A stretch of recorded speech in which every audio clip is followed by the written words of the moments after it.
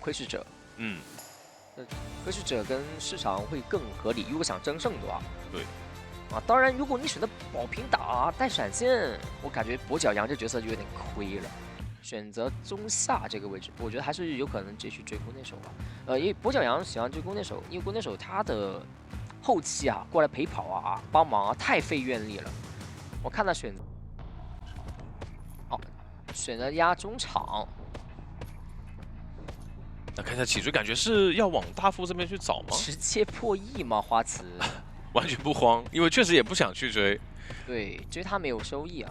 他想赢的话，全要找园丁。找园丁，园丁直接起修了，这根本不怕的。对的。对于 MRC 来说啊，他们直接修了，反正你追谁不是追呢？你前期追击维龙还少，打跛脚羊其实一样的，你修不修都好了，躲不躲都好了，他纯愿力。对，这下可以，第二刀好快啊！前面是第一波就直接有了嘛。嗯，那一阶开启之后，其实怎么说？第3刀的一个固定值还是比较时间还是比较稳定的啊。对，下波盾，不过下波盾应该差不多了。不过他往笑笑这个位置倒，没有弓箭手的支援啊。这个盾，但这边的话其实并没有交到维龙，这个只是小迪的骗时间，硬拖时间。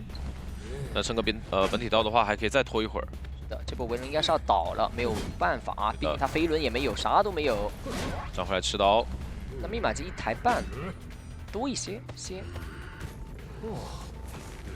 大副这个位置会被干扰了一下，不过没有关系啊，他有怀表，不怕被逼救，除非对面刀很准。是，感觉往这边倒也是想着说让这边救人位可以少跑点图，也不影响外围的密码机嘛。那下一波等一下，小迪倒地就要往那个弓箭手的方向去倒了，不然的话，监管者的时间还是比较的，对于监管来说还是比较优势的。没错。维龙交出来并没有命中啊，该躲一个2段摇怀表。那现在还能再被卡这个淘汰进度条，卡满了。园丁本来就耐做，对的。哎，但是小迪选择是往中场倒。他这个想法，他倒的方向是木偶师的方向哦，不想让木偶师跑图，那意味着不想让奈奈过来干扰了，他就想老老实实上野，让队友老老实实的救人，木偶师不需要跑图，就尽可能是让这边密码机不受到太多干扰。是的。因为等一下是木偶师来救嘛，如果木偶师在中间被拦截了，会很亏。看一下这边的一个救援怎么说，还是选择往笑笑这边挂啊。其实梦幻小迷他也是很了解球双方的一个铺排的。是的，那往这边挂大副就不太好破亿了，因为一个围龙过去可能会倒，同时窥视者也能干扰密码机破亿。那整体密码机的进度就拖很多。对，拖很多。那看一下这边，哎呦，差一点点，差一点。哦呦，一个盖板，那这样子有个无伤救的机会。加盖板，这一波求婚者处理的非常好。是的，正常都以为他倒了。对的，给赚到节奏了。没错，那看小迪能不能单人坚持了。另外一边弓箭手还在破亿，如果小迪能坚持到弓箭手破亿完再过来，我觉得那个有点难。他倒了吗？还有小盾，好，没问题。这个盾能拆掉维龙。那这样子的话。其实我觉得弓箭手可以来啊，整体密码机我觉得差的不太多啊，但是这边好像还在补机子。MRC 他们选择就是不让弓箭手过来，对，保稳了，保稳了。那得要补状态。那大副因为他带了愈合嘛，所以只需要摸60的进度还是很舒服的。那现在密码机差在70的密码机，差的还是有点多啊。跛脚羊的操作空间还是蛮大的。对，然后得3个人去拉扯分开距离。看一下前期花池这边卡着耳鸣，能找到吗？还在排，但密码机的一个分布其实是比较远的，都在河道2台，然后最左边的门口1台。插眼还没插出来，哎呦，好，哎呦，找到了，插出来了。但是这边木偶师的话，其实也不虚，骗一个路易，哎，那对，木偶师能接收啊，40点愿力，我一个路易，啥都没掉。而且你还交了窥视者，代表什么？你用了技能，另外一边可以修得更舒服，是的，对吧？你现在不能第一时间切，那先看奈奈了，这个时候对于弓箭手来说压力比较大，因为监管是满愿力过去的，2阶满愿力。来看一下，奈奈没找到，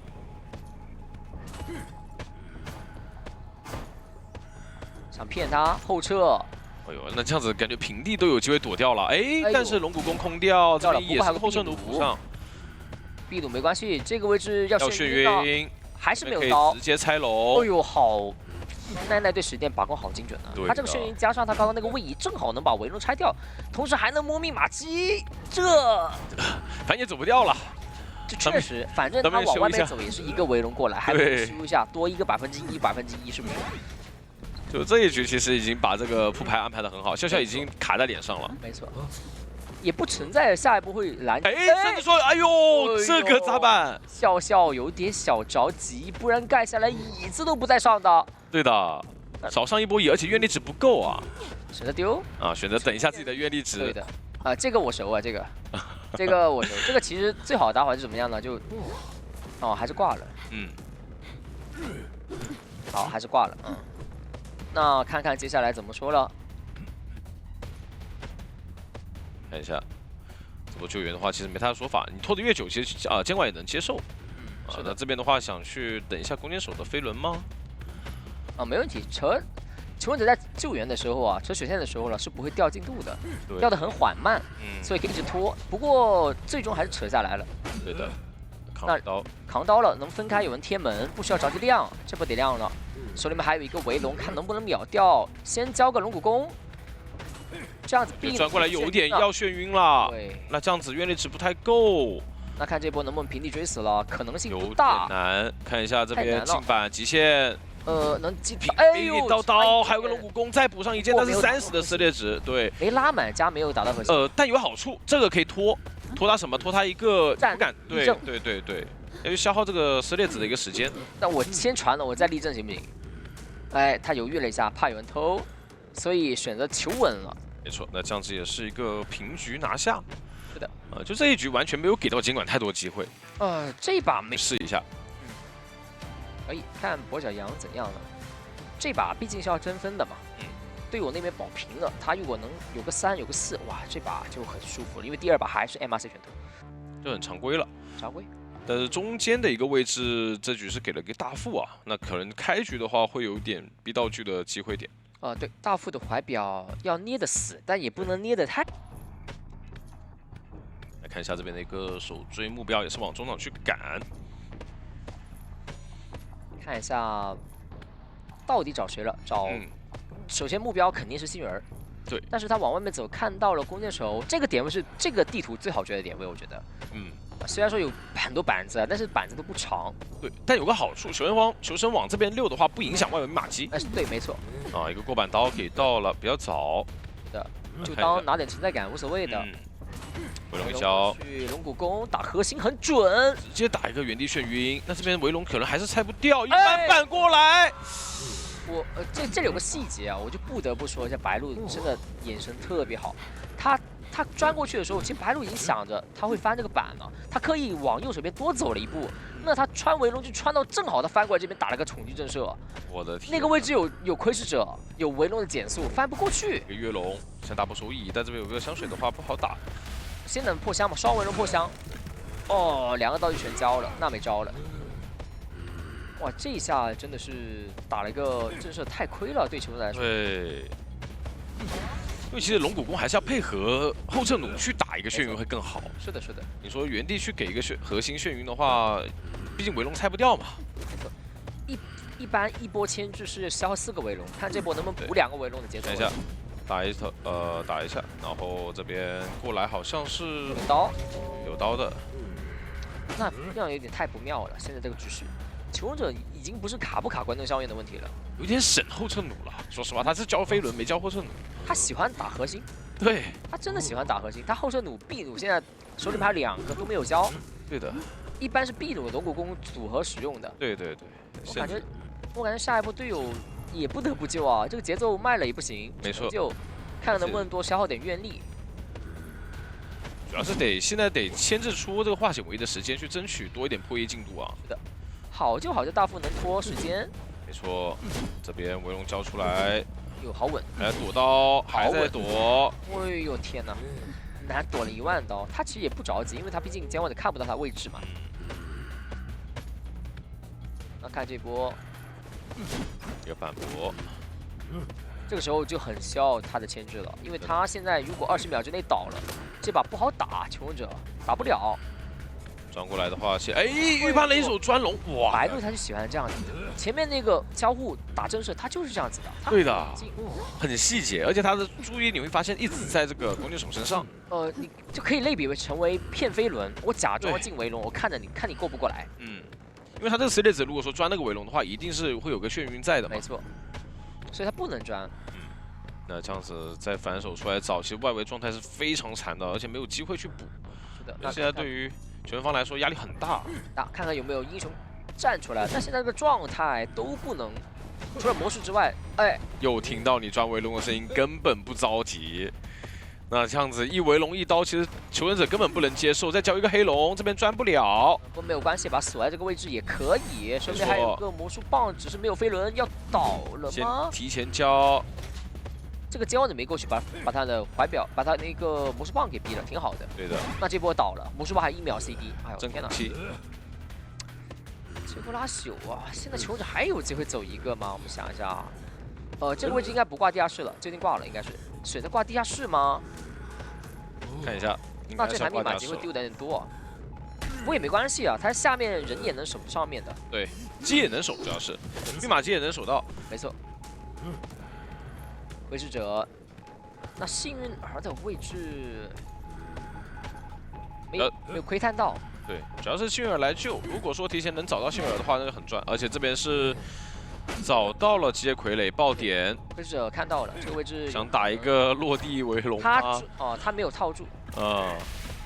那这样子卡头就有机会够啊，只能说卡机有机会。卡头就是有机会走一个，但将会会依旧啊。围龙罩住。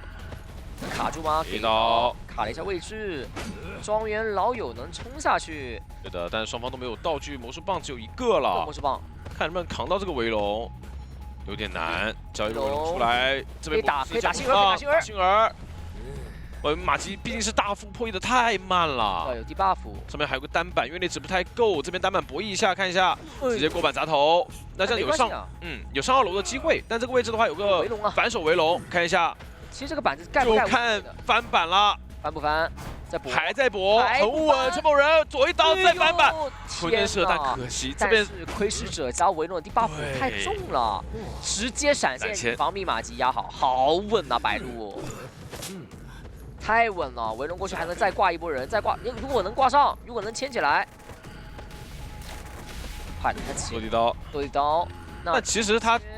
他挂了魔术师的话，他可以稳定保平以上。是的吧？是的，没问题。因为他不知道外面密码是多少，他当时差个10几，很惊险。我们是上帝视角，所以他这波闪现挂人，我觉得没有任何问题啊，完全能接受。对，那看看德武这边有没有办法走一个了。一刀，手上还有愿力值。监望这边底牌切了闪现嘛，所以对于酋长来说跑一个机会很大，只是怕白纸没有扛住，盖到了，能拆掉围龙。对，但是如果说要走地窖，其实难度还是有太大了。不过门口那边没有贴到，监望者赶得过去吗？赶不过去，没有愿力，不够了。然后也切了底牌的。是的，应该还是跑一个了。5比3啊，也能接受吧？这边 MRC 的任务就赢嘛。对，自己教过嘛，所以说就一个围龙。对，想过去能套住吗？超长围龙有点难，有点难。他有个60点围龙60点愿力就够了，2个围龙。对，而且有怀表。是，而且还有怀表。他还能强拆一个围龙，对，你打一刀还要一个围龙，这没办法了。感觉这一把真的太多细节了。对于白鹿来说的话，你不管是第一年了，因为这几天看下来啊，就这段时间呢，都不是这几天了，杂货商的一个手椅震慑啊，或者创造机会的点还挺多，你会发现。因为但凡说你求生者这边要去多卡观众效应的话，那你就会给到这边会有个藤蔓残地，然后没有太好追的这个机会。因为他主中场的话有个好处是什么？我可以积攒对，甚至说我可以积攒我自己的能量，对吧？没错。技能数越多的话，我可以抓你的一个道具真空期。是的，因为你中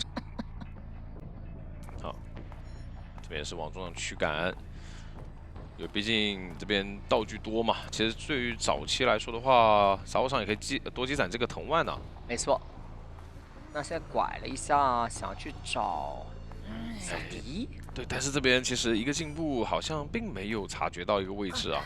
小迪这个选手很会狗的，他以前开门过来没招，这个他以为在里面，但是其实并耳鸣消了。那这样子的话，其实所有人全部拉点拉得非常开啊，而且大房那边的密码其实可以同时去破译的。藤万，那只能回头找笑笑的位置了，没办法了。那我觉得找潇潇也行，也不追击的时间也不会说比别人多多少。对，碎石落地是，而且没有震到。这个歪了一点点，好像有点可惜了。前面边炉这个位置应该是要吃刀了，但是有被动碎石架住被动，打了一个被动出来，可以，那很赚。那走直线有机会打第2刀啊，没打到，但是带河。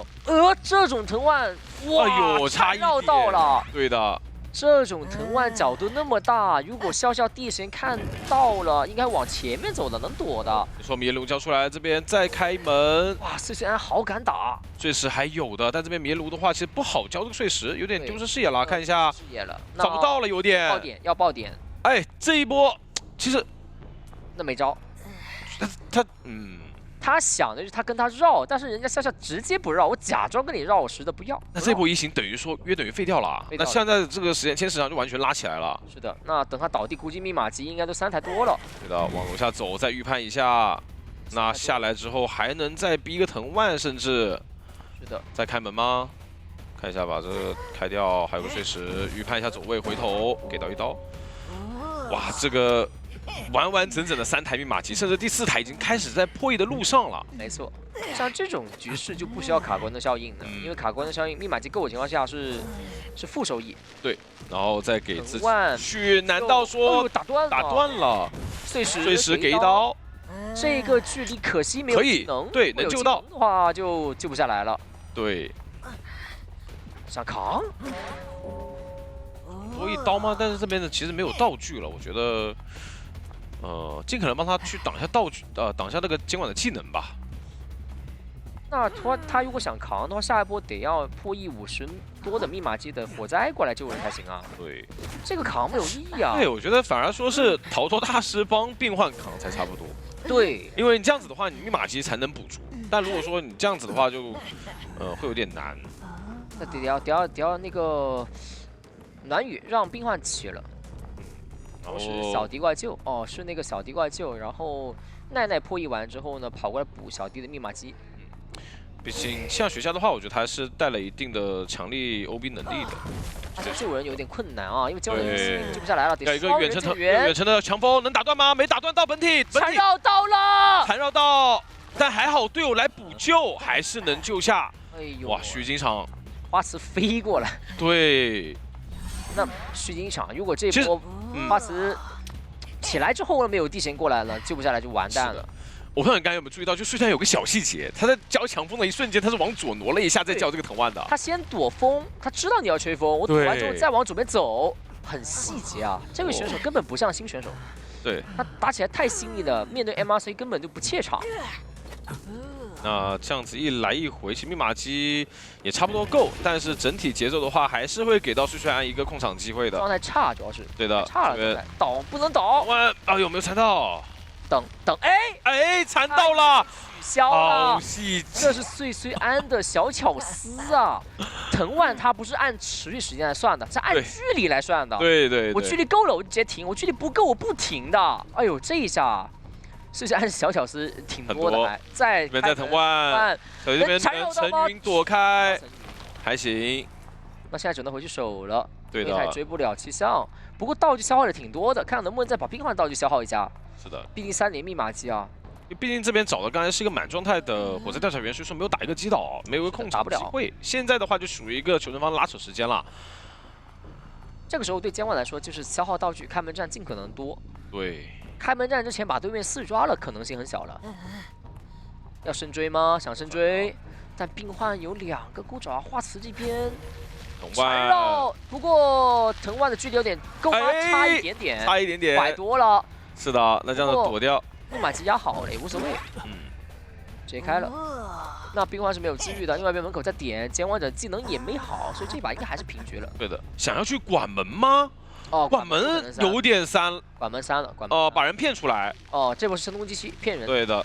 那藤万又是差一点，那这样子藤万没有中到的话，其实对于全方来说有个3跑的机会。这边勾爪，只要躲掉这个缠绕，落地下来，藤万能中吗？藤万原地的藤万，赶上吗？有点赶不上。我去，那这样子，哎呦，没办法了，就差一点就缠住了，你知道。语言的啊。是的，是的，是的。就你选这个，他绝对想不到啊，他绝对带双弹啊，没有飞轮。哎，还真是，对钩爪能骗，棍子也能骗对啊，就是逃脱大师的被动骗不了啊，其他都能骗，需要博弈。看一下这边，无限锯一装，直接拉锯。风翼加无限锯嘛。哎，目标很明确。这个说实话得走，找不到的，逼道具而已。先逼一下道具，其实我也觉得挺赚的。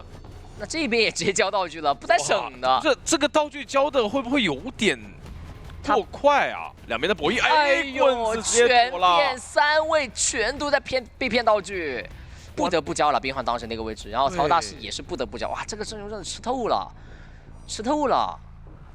但这一来一回还吃了锯子，其实马吉修的不安心，还把道具交了，还把锯子吃了。最差闪现击倒，直接锯。为什么呢？上一波我骗了，这一波我不骗，我不骗。哎，对，玩心理战了，现在是。是的。哇，这个击倒时间，这怎么办啊？闪现都没交呢，这击倒速度比跛脚人还快。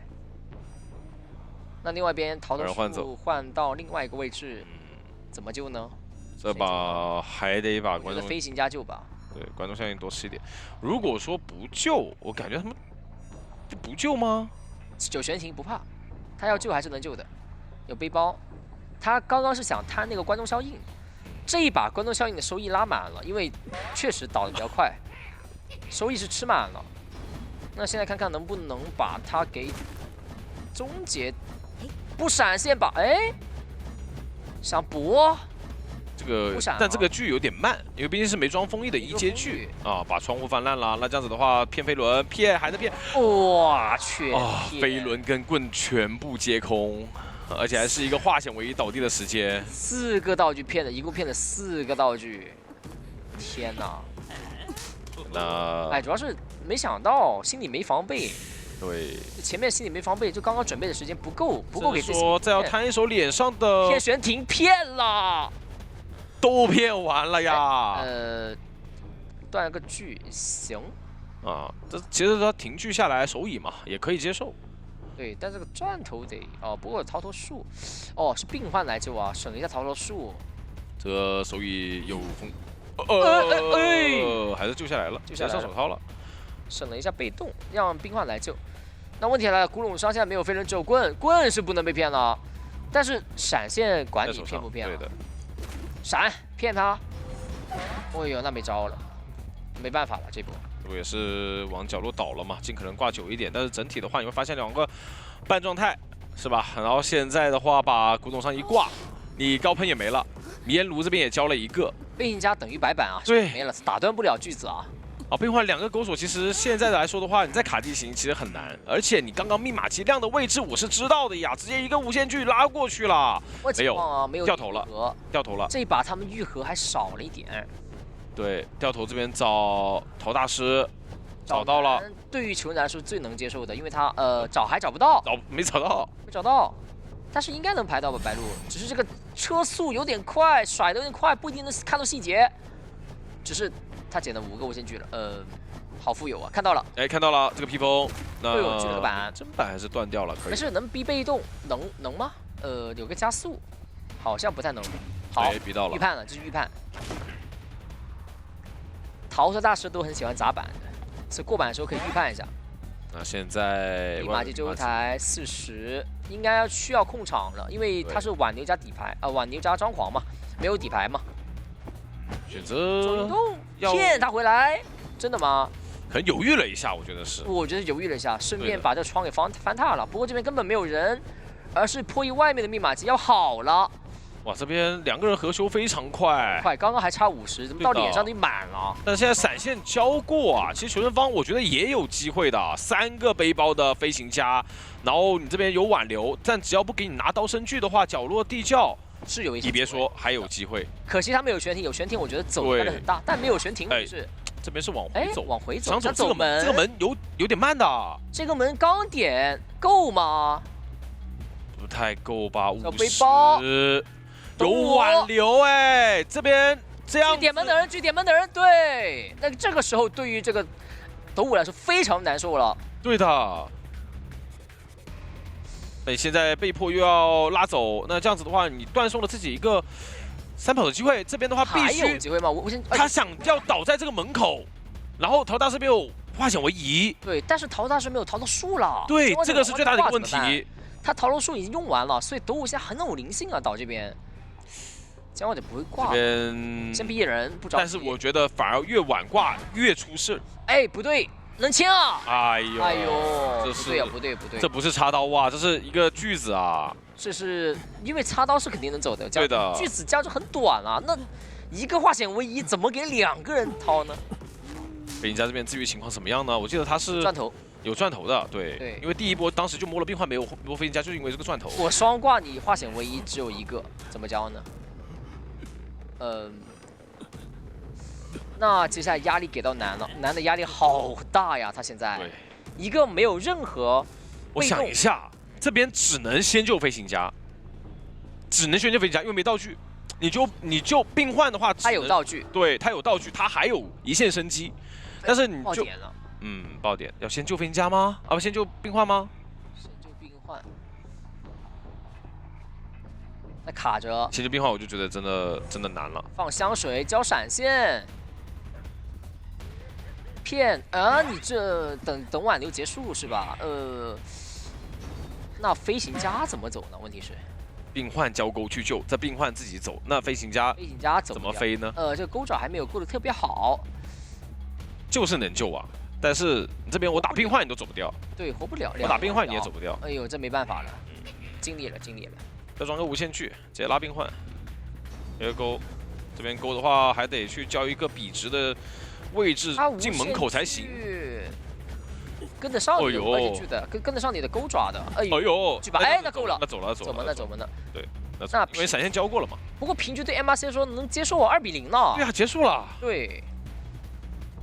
还是这波，我觉得倒地病患不应该给这个节奏点。是的，因为因为飞行家倒这个门口，其实你要去，要么就是强冲门，对吧？那其次的一个选项的话，唯一的一个选项就是给这个化险为夷腾出一个空间。是的。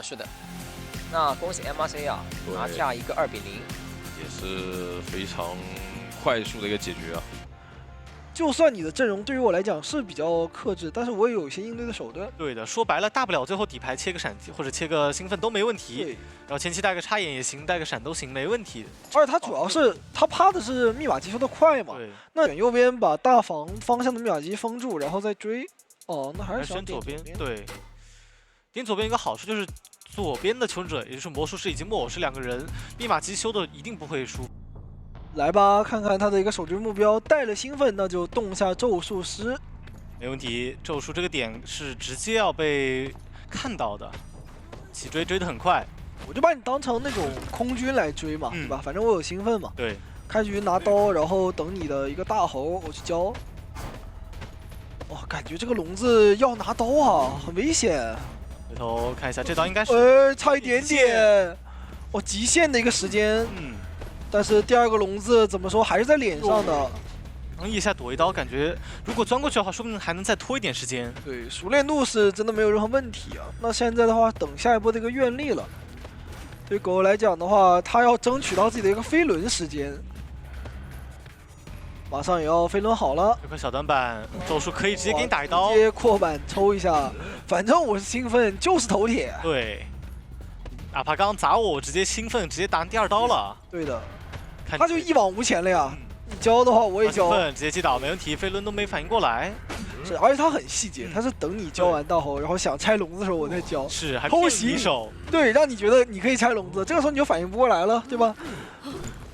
那1分钟的一个出头的一个击倒，大副也是直接贴脸秒去摇表啊，防止被拦截。但这个时间确实稍微有点太早了，因为对于求生者来讲，他们还要去拿一个观众效应的一个破译时间。而且大副不像守墓人，守墓人在土里待的时间很长，但大副的话终归是有时间限制。已经是尽可能的去卡了一会儿了。然后还无伤，其实可以接受吧，看11这边能不能躲一躲。但是场上的密码机肯定还是不太够嘛，比较慢啊。是。就得看第二波有没有一个3-6啊，或者说有一个扛刀这样的一个说法。如果说你选择去卖掉或者让监管者打出一个针对呢，那这把对于东玄来讲，它是有一个争多的面的。对的，所以是必须得救，而且得救的漂亮那种感觉。对，而且咒术手里还有猴儿，还有飞轮，还通缉到了这边的木偶师，也是要逼他救了。对，一个8字走过来，看一下笼子没拆掉，有点糟糕。不停的去交围龙、交愿力。哇，这么敢真敢翻，说是。哇，这个震慑吃了也是挺疼的呀。没事儿，到椅子面前来看一下，交出来。这个人不太好救哦，小心震慑，还好，还行。来看一下咒术手里有飞轮，飞轮先规避一刀，可以，还有小猴。哎，可以抓到了。这波的话是给到一个很大的3-6空间，因为把笼子也吃掉了很多，而且这边板区也博弈到了。要看接下来2个小猴怎么交了。现在就尽量不要去交大猴。是的，尽可能的去多消耗一些笼子吧。但是他这个钻笼的时间还是被东玄给把握住了。对，在笼子边缘等了一下，所以东玄这个时候刚好过来，有时间直接拿到一刀。没错，那场上密码机只差最后2个半台，而且是不到半台。看一下监管者这边有没有些寻求机会的说法。我脸上是有台遗产机的。看一下通缉到了小夜明的魔术师，还可以接受。对于球员来讲，只要不通缉到木偶师都可以。是的，监管者现在肯定最希望的就是直接找到木偶师，把他击倒在原地。东玄现在不着急，在这边压一下大房的人，他知道大房里面有人，然后还在外面看看木偶师的位置。11这个时候也是跳下来压了一个颈部，藏住脚印，不让你去找我的位置。但这样的话也辛苦。哎，戴同学好像意识非常好啊，在找，他闻到气味了，感觉。想想看，找不到算了，外围密码机在抖，星夜那台在修的。但是他也是同样拖出愿力的时间嘛，交一波围龙过来找到星夜。想要去用月龙秒掉他，但这没有任何道具了。哦，但是好像没有什么挂人的时间啊，还要再打一个拉扯迂回。那边密码机也在修，看一下把道具出来，差一点就闷到了。是的，差一点就被预判出来了嘛。现在这个市场你是不太好去动的，密码机3台都比较多了。但好消息是现在你看大副道具到时候还得补充一下，不过这个时间不一定多。留一手底牌，然后传送的一个说法，在开门战去打一个多抓吧。对，或者说打一下状态，压一下求生者的位置。是的，哇，这个位置打到大副，大副是救不了人了。看一下魔师的位置有没有贴过来，必须得过来的。看一下，哎呦，这个但是还有一个笼子，再把大副给吸过来。回头，哎呦，差一点。看一下。哇，这里的话大副也是很秀啊，没有倒地。对，但是木偶师可能要过半了。看一下能卡半救下来吗？没卡到。魔师那边的话也是姗来迟，这边提前把大副给打倒，那可以选择针对一下木偶师。这里有底牌的。怎么说？把路易逼出来。这边的话想要去走路先拿这一刀，但被砸了。现在扛得很好。还有最后一波路易去操作。是，所以不打算去处理这手木偶师。脸上2台太多了。要管机子了，要管机子了。我觉得他应该是要拖愿力了。拖一波。他应该是在这边等愿力了，有点像那个蜘蛛等一下自己的丝。这里的话，他肯定也是不着急，甚至要打换位，要等你的魔术师来救人的时候，我去找你的木偶师打一个拉扯，还差一点没招到。但是木偶师的话，他毕竟还有一波道具啊，能牵制的这个位置。没错，然后另一边也能去修机。交出路易，密码机压好。哇，想要强开，可以，因为这是木偶师他的一个强势之处。对，感觉东玄有点错失良机呀。现在想回头找大副，但大副已经拉远了，脸上是有道具的魔术师。没错，看一下魔术能撑多久，直接一刀打中。不过无伤大雅，毕竟没有放笼子嘛。对，手里还有飞轮，有魔术棒，看这个牵制了。哎，先有魔术棒，秀走位没打到，2波的一个反走反心理，再把笼子给拆掉，但是还是被打了。那边的门刚点30%左右，看一下这个时间来不来得及？感觉应该是能传的。但要挂这个椅子挂的稍微稍微有点远，想排中场的人门还是开不完，看他敢不敢第一时间传了。东玄这个时间已经拖了很久了，切了一个传送，没有选择直接交门要开了，没问题，感觉是都挤进去，交一个围笼，这么说出来吗？一刀骗，但是他不敢钻过去，想凭反应，门口留人，能爬吗？能爬吗？爬不了，坏了。但是木偶师也是趁乱赶紧自己走了出去啊。这样的话，对于拿下一个3 ACT 来讲还好，没被4抓，这一幕太惊心动魄。炫效高很多。就要看一下求生者这套天赋了。幸运儿跟弓箭手应该是稳飞轮的，然后幸运儿会不会放弃回光返照去携带一手飞轮加上化险为夷，或者说纯牵制天赋？是，我觉得是可以考虑的。因为他们其实这一把的话，不需要去特别的用力争，对吧？那我要保面，让他是把篝火门那边的密码机给锁住了，然后可以直接从下往上去找一下求生者的位置。对，而且这样悬念有一个。来，进入画面看一下，真九这边肯定是要去压下远的那手幸运儿的，直接翻箱子。这里的话可以直接冲过去嘛，因为它这里就有一个固定的摸香位。对，但这边笼子没提前举，看一下远视摸了个香水，选择掉头就走了。看一下不追，那回头要再去抓防走。弓箭手吗？这里只能是弓箭手了。这羊抓弓箭手还是比较吃力的，因为他道具太多了。对。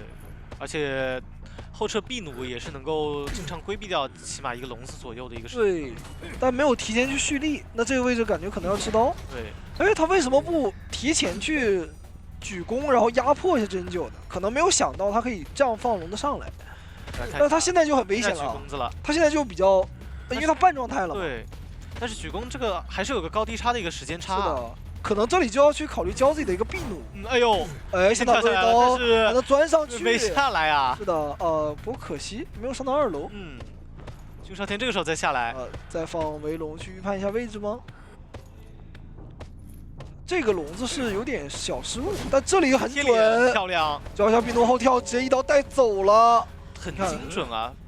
弓箭手最好还是提前去举自己的龙骨弓，给对方压力的。对的，而且对于弓箭手来讲，刚是有个高低差，他要往下面去看，其实不太舒服的。是的，是的，是的。要不就走平地，然后举弓，要不就拉高低差。而且打羊你不要拉距离，你就要跟他在一个比较近的一个范围内不停的绕。对，持续博弈。哎呦，闷出来了，看出来了，那可以双倒。对，插完刀了。看一下这一箭，龙骨弓直接补一箭，那没办法了。哇，差一点双倒啊！就打真的也没问题，直接交闪，节奏很稳，不给你任何的一个2636的空间。对，很快，外围的观众效应都没怎么起到作用。这一把基本上你刚挂上人就过来救了，然后再立马切一个船，第一时间去进入 CD。幸而是在外面有一个接完我能破译的，但是这个密码机还是不够。对，这个阵容你追了弓箭手就没人来保弓箭手了呀。他现在进行一个2挂，其实场上的话加起来嘛，对吧？不到4台，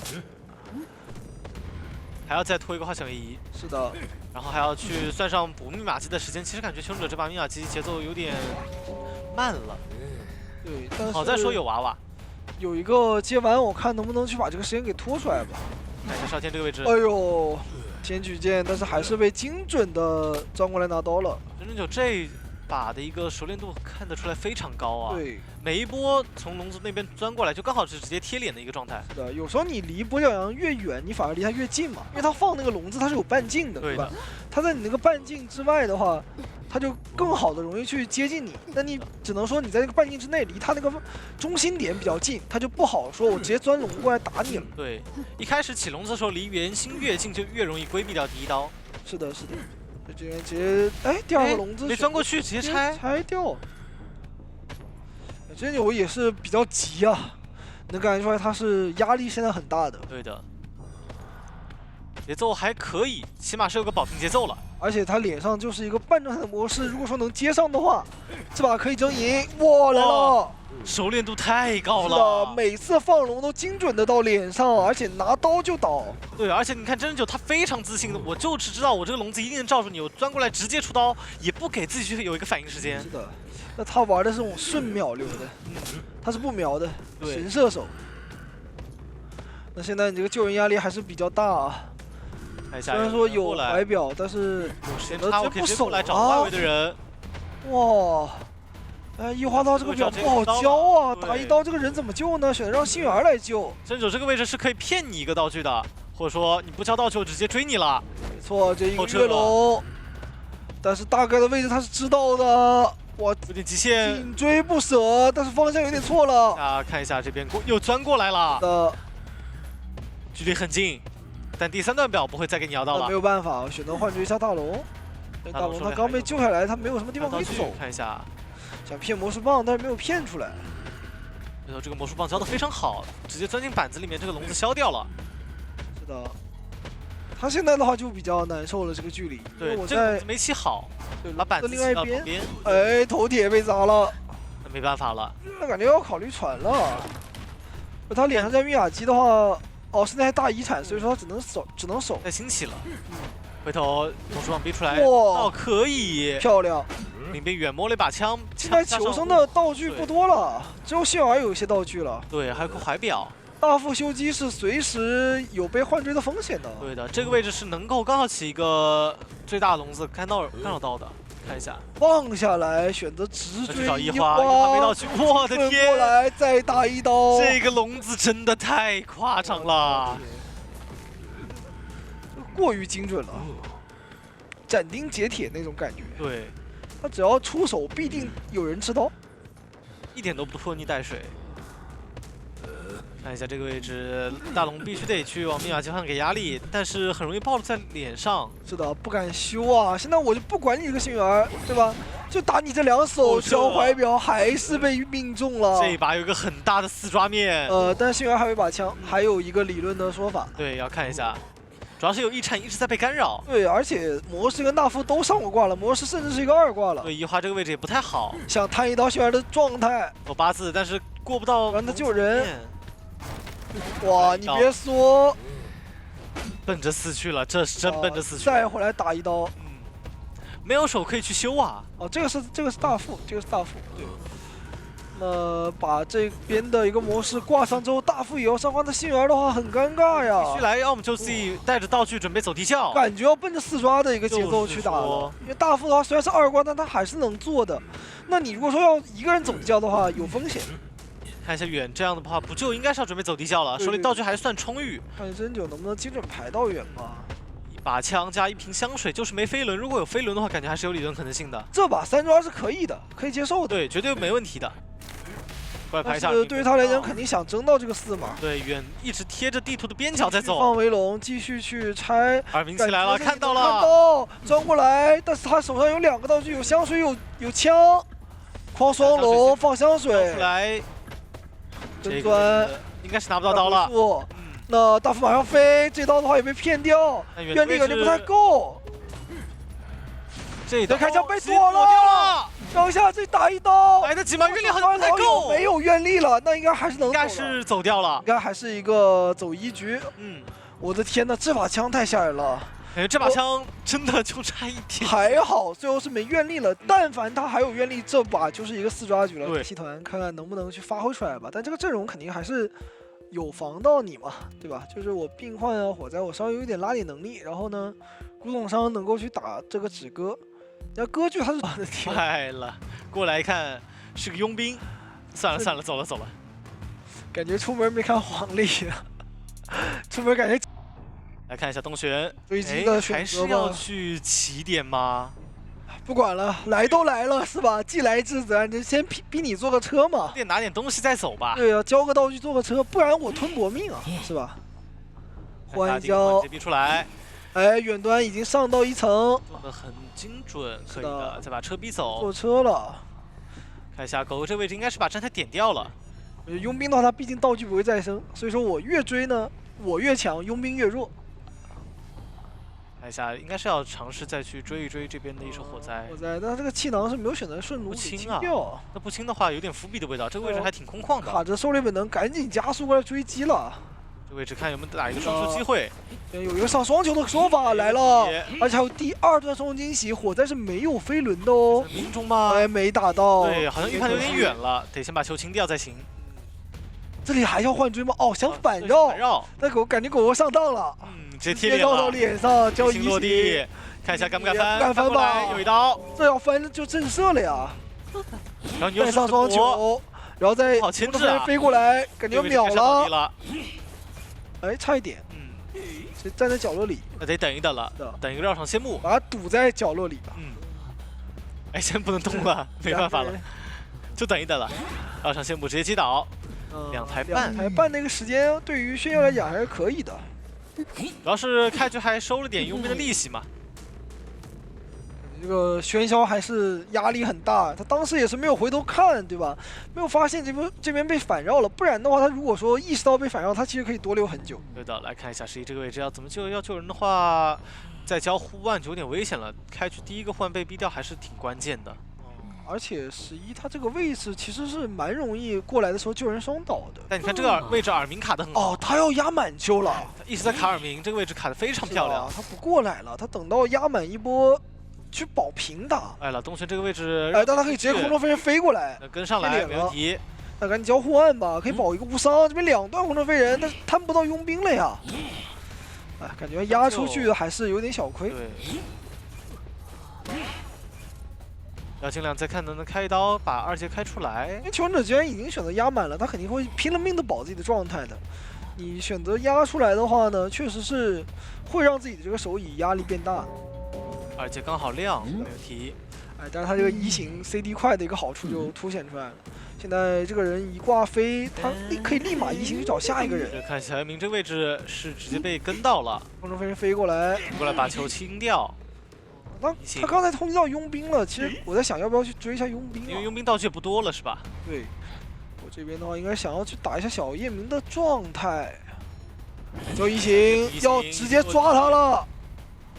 哇，要起双球的，感觉非常的勇，就直接要把病患给抓倒。但病患的话，他是还有很多道具，而且是一个双弹的。对，而且刚刚这一波双惊喜是2颗球都没有命中重叠了，说是。这一波也是把钩索给交完，过完刀也是头铁了，不管了，就还是头铁，再拿根本不博弈，要么就杀我，要么我就打你。看一下绕上先不要不要交，绕上先不交了，那交了，起来过来，击倒，还差最后80%左右。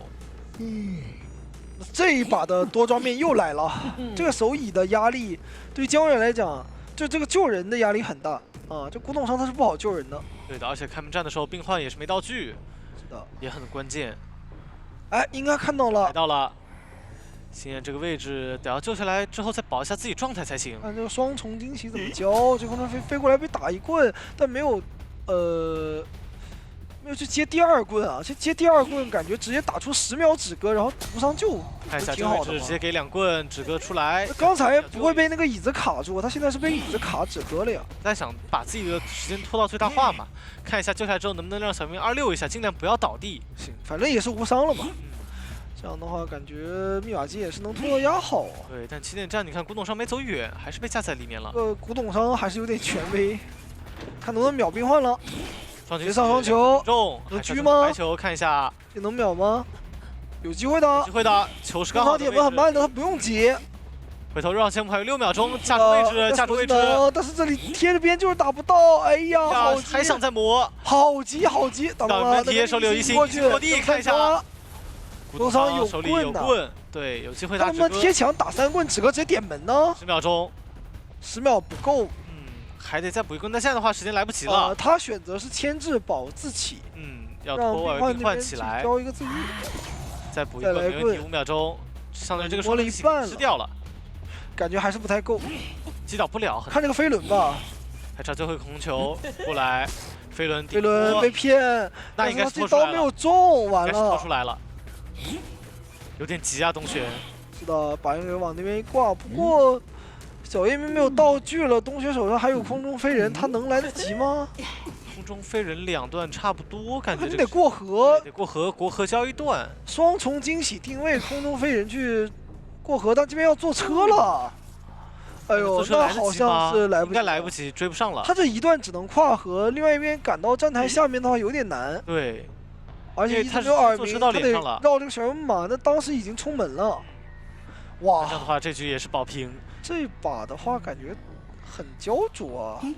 我说一直看下来都很焦灼，3场比赛看下来，两边的实力都非常相近，有来有回的，5刀园丁，5刀调香这种感觉。而且人家还有庄园老友能加速。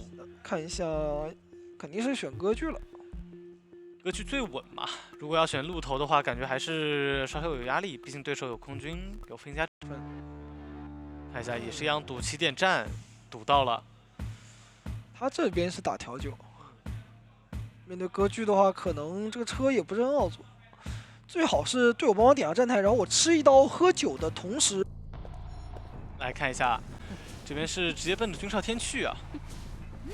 感觉就是想去追一下这边的这手空军，所以才堵的起点站这个位置。是的。他回来刚好直直接接开刀预判到了你的一个翻窗，那完全没拿捏啊！这一波的博弈对，，这第一刀开得很快，开局15秒拿第一刀，然后还有干扰到起点站的队友破亿。哇，有枪，然后这边队友能帮他做车，但是调酒师可能会被卖呀。而且这个位置其实真你还不好的想躲交枪，枪，完了有点被拦住对，不好了交。枪，哎，看一下还好命中没问题。其实我感觉他直接冲过来出刀，有可能会直接换血。对。但这样的话，极限坐车也还可以。针灸的话，往前跟看一下战这台团有没有点掉吧。肯定是点了，正常来讲肯定是点了，不然他不会破译这么少。对，但是还是要追空军的话呢，也是还想再可以的，跟一跟，好像。因为毕竟他这个道具消耗太快了，而且已经是一个半状态，对吧？那你等你的闪现 CD 一好，就可以去瞬秒他。你看这个时候一花也要靠过来了，看对，去进行一下干扰。这是歌剧的一个赶路能力啊！这个速度还是太快了，前面这个位置有一个闪现空间的，看一下，也往右边走，没第一时间嗅到，让出了身位，这个位置要准备闪，先骗一下不急，怎么说用回速来卡，想省这个闪现，没感觉省了。哇，很漂亮啊！那现在的话不到2台半的一个击倒，而且他这里是知道所有求生者的位置的，调时的起点，然后桥上的那边他是看到野人的，对，然后大龙密码器刚亮，他只能骑出过来。那你骑出过来是可以被摊双倒的。看针灸这边有没有这个说法了？要争胜的话，我觉得是得来点不一样的。对的，他下注打一刀，然后立马再去闪现补，对吧？然后还有回速去追那个空军。看一下这个位置，一花怎么救了？打一刀，打一刀没问题。怎么说？手闪，怎么说？感觉可以摊，可以争，可以争。想求稳，直接打空军吗？求稳也行吧。感觉真可以摊一手，因为这两个人其实分开的不算特别远。对他操作很快的，他往脸上冲没关系，直接不管他，两段冲过去闪现击倒，空军根本走不掉，而且他没有刀，刚好就在脸上的，空军只能在双板6的。那这样的话是保证起码稳平。就这个局已经不可能说有平局再差的一个节奏了，最差的就是平。他是一定平局往上走。那有调酒师这局要看看下一波节奏怎么续了。对的，调酒的作用这个时候体现出来了。野人的话，他现在带着酒还能骑个猪去卡时间啊，要不再救一波？感觉是要再救一波了。对，这个动作是要来了。因为你如果说不救的话，你这个野生伙伴的持续时间可能就不太够了，到时候有可能被打针对，二手就会续的很快，猪没有 CD 就很尴尬。对，还是小心震慑一个闪吧。哇，这个真的要小心，有点极限，有点极限，有点极限，很极限，救人要摸地了啊，还好，还好，无伤救了。针对打到，那这波太赚了。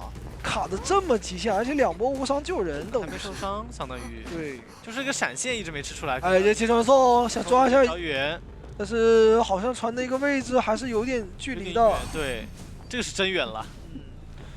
远的话怎么说呢？他这边的话也不是很好牵制吧。应该是要吃一刀，然后看一下这瓶酒要怎么回。应该是不喝，对，不喝，直接围手不喝，等后面再说。哎，想喝哦，毕竟是飞轮枪化险为夷，不想倒。这么自信吗？但是很危险啊！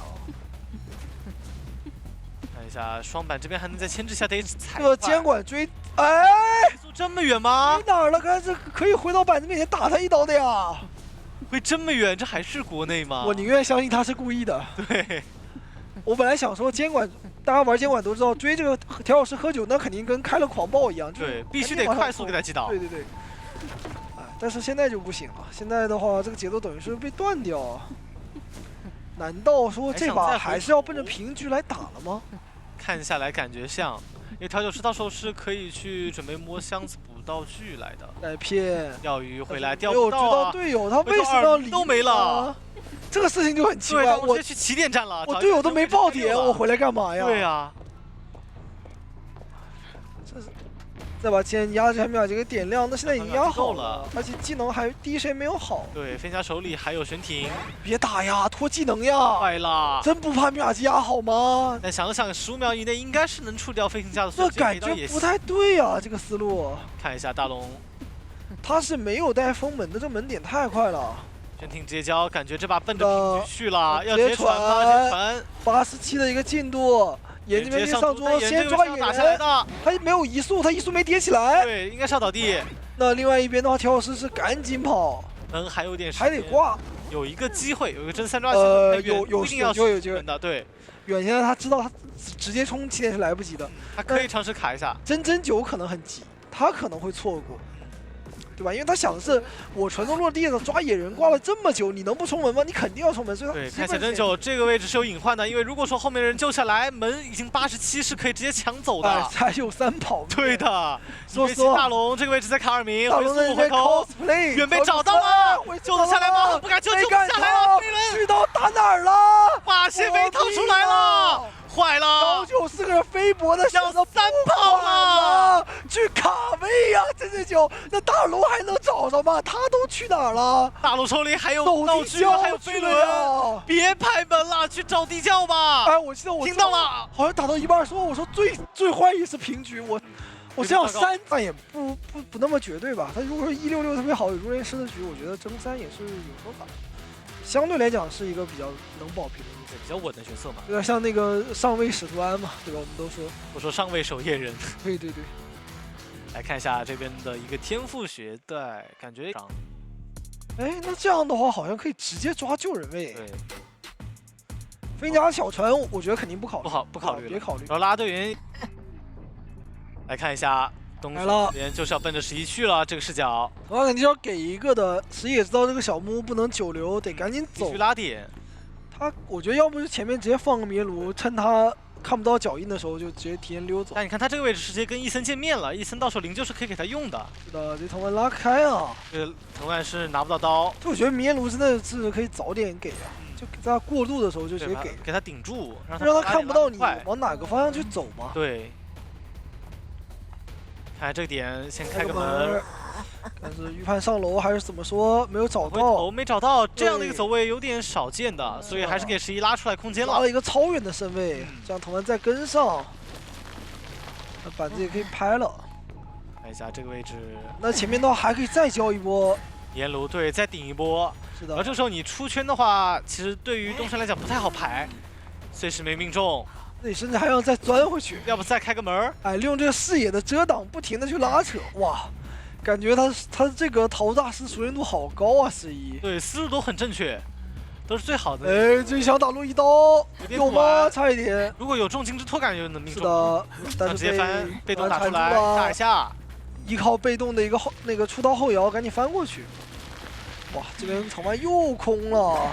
但是落点是很近的，已经溜了很久了呀。有1分半了，这把奔着3台去了，而且还有灵柩给他看。 拉队员再过来补一波，直接一个移形门贴过来，要打激励，甚至要扛刀。刀的，要不打一刀拉队员吧，打呗。现在还想再用藤蔓，但是用藤蔓的话，这个点位很容易被扛到刀啊。不打白不打呀。要换追。是的，想藤蔓咬住，但这边直接交花球，哎，撞到藤蔓脸上去了。 怎么不回头啊？直接走哦，他想扭藤蔓，对他想靠着那个地形直接扭掉。 然后再将花球直接拉进双。他其实有花球的加速，我觉得直接往对角线跑就行了。对，你又不是一般人，对吧？你是拉队员呀，你跑那么快，这是庄园博尔特，这个就比较尴尬了。看下一波逃脱术换点，就我后来我才知道，这个陶大师跟入殓师他那个换是只有一个人能换，对，2个人不能同时出效果。他们2个人会有那个冲突，对，会有互斥来的。对他属于那个障碍。 现在的话看一下这波手椅吧，就一个，所以是要飞人顶掉，要搏震慑吗？有点难。基地打神队还是被出来扛到了。那现在还有6个空间啊，去海边，海边板子是没消耗过，而且入殓师可以给他画一下。对，哇，你看这个走位，太灵性了。对，拉队员的话还是比较难抓的，加速太快了。那个门前面的话想碎炸一下，但还炸不倒。炸到了，开2阶吧。对。 要不再交一波藤蔓，哎，藤蔓又被躲了吗？回来兜转转还哎呦，命中啊！绕了一圈那还得再开个门。是的，老太太荡秋千，但是还是没抓到呀。看一下这个位置，只能用碎石击倒。走位在扭，哇，燃尽，擦刀时间已经要压好了，密码机只差半台了，再救一波就可以了。化纤维还有化纤维还有在飞家身上的。 到时候逃脱大师手里还有一波化纤维1，别说这把3跑面还是有的。难道2边的求生者都要发力了吗？又开始操作起来了。说这手砸货伤确实还是有压力，切传切传送21，那外面密码器可以然后再开始保平补了。打，直接把陶大师给炸倒，这样的话能够抓一个 timing，因为那边是刚好把化险为给交出来，两个人的方向他都知道，而入殓师呢又比较远，在星球基本上是确定求生者是没有化险为夷了，他能够去打一波拦截，然后看打出一个翻盘面吧。看一下现在视角里面始终有一个人在视角外。飞行家的话，偷的可能性还有一个大喷啊。小英明这个位置离得很远，应该不是主就位，后面还有人要偷。能偷吗？好像要偷没意识到，坏了！完了，太远了呀！这下糟糕了。绑刀回来给了一刀，然后这波就指望着这一手拦截呢，结果伊森冲过来把这个人给救了，绕了一大圈。他可以选择不反，留一波灵柩，然后给队友开门战2个灵柩。飞行家这个位置还能救的嘛？随便画是。密码器到说开门战有要留灵柩了。我说真的，等会儿打着别打出4跑面来。对，因为化险为夷外围还有一个涛大师出去了已经，到时候涛大师看能不能摸个道具，再操作一下都是有机会的。那就等压好呗，对吧？我灵柩哪怕不能给自己的话，我给队友也行。不过看这个样子是应该是直接去贴门了。卡过半，哎，没卡到，过来了，完了，放一个灵柩，打一刀无师。没事，直接反完之后，他要先反，他要先反，对，有一个无敌时间，然后看一看能不能牵制一下。他要利用这个化险为夷的无敌时间，然后去亮密码器。对，然后趁前面这个位置出来就可以直接亮了。对，进入4人开门战。这样入殓师的话，你必须得追我，你不追我还能画队友。对，然后你看飞行家这个时候往大门走就稳平的一个节奏。对，要是顺不好有一个3跑，起码是能3的。对，你挂人的时间是肯定我要点完门了。看一下吧，这边的话稍微好像还是有点来不及。对，小明手里有一个悬停可以冲地窖，要冲门的话有点远。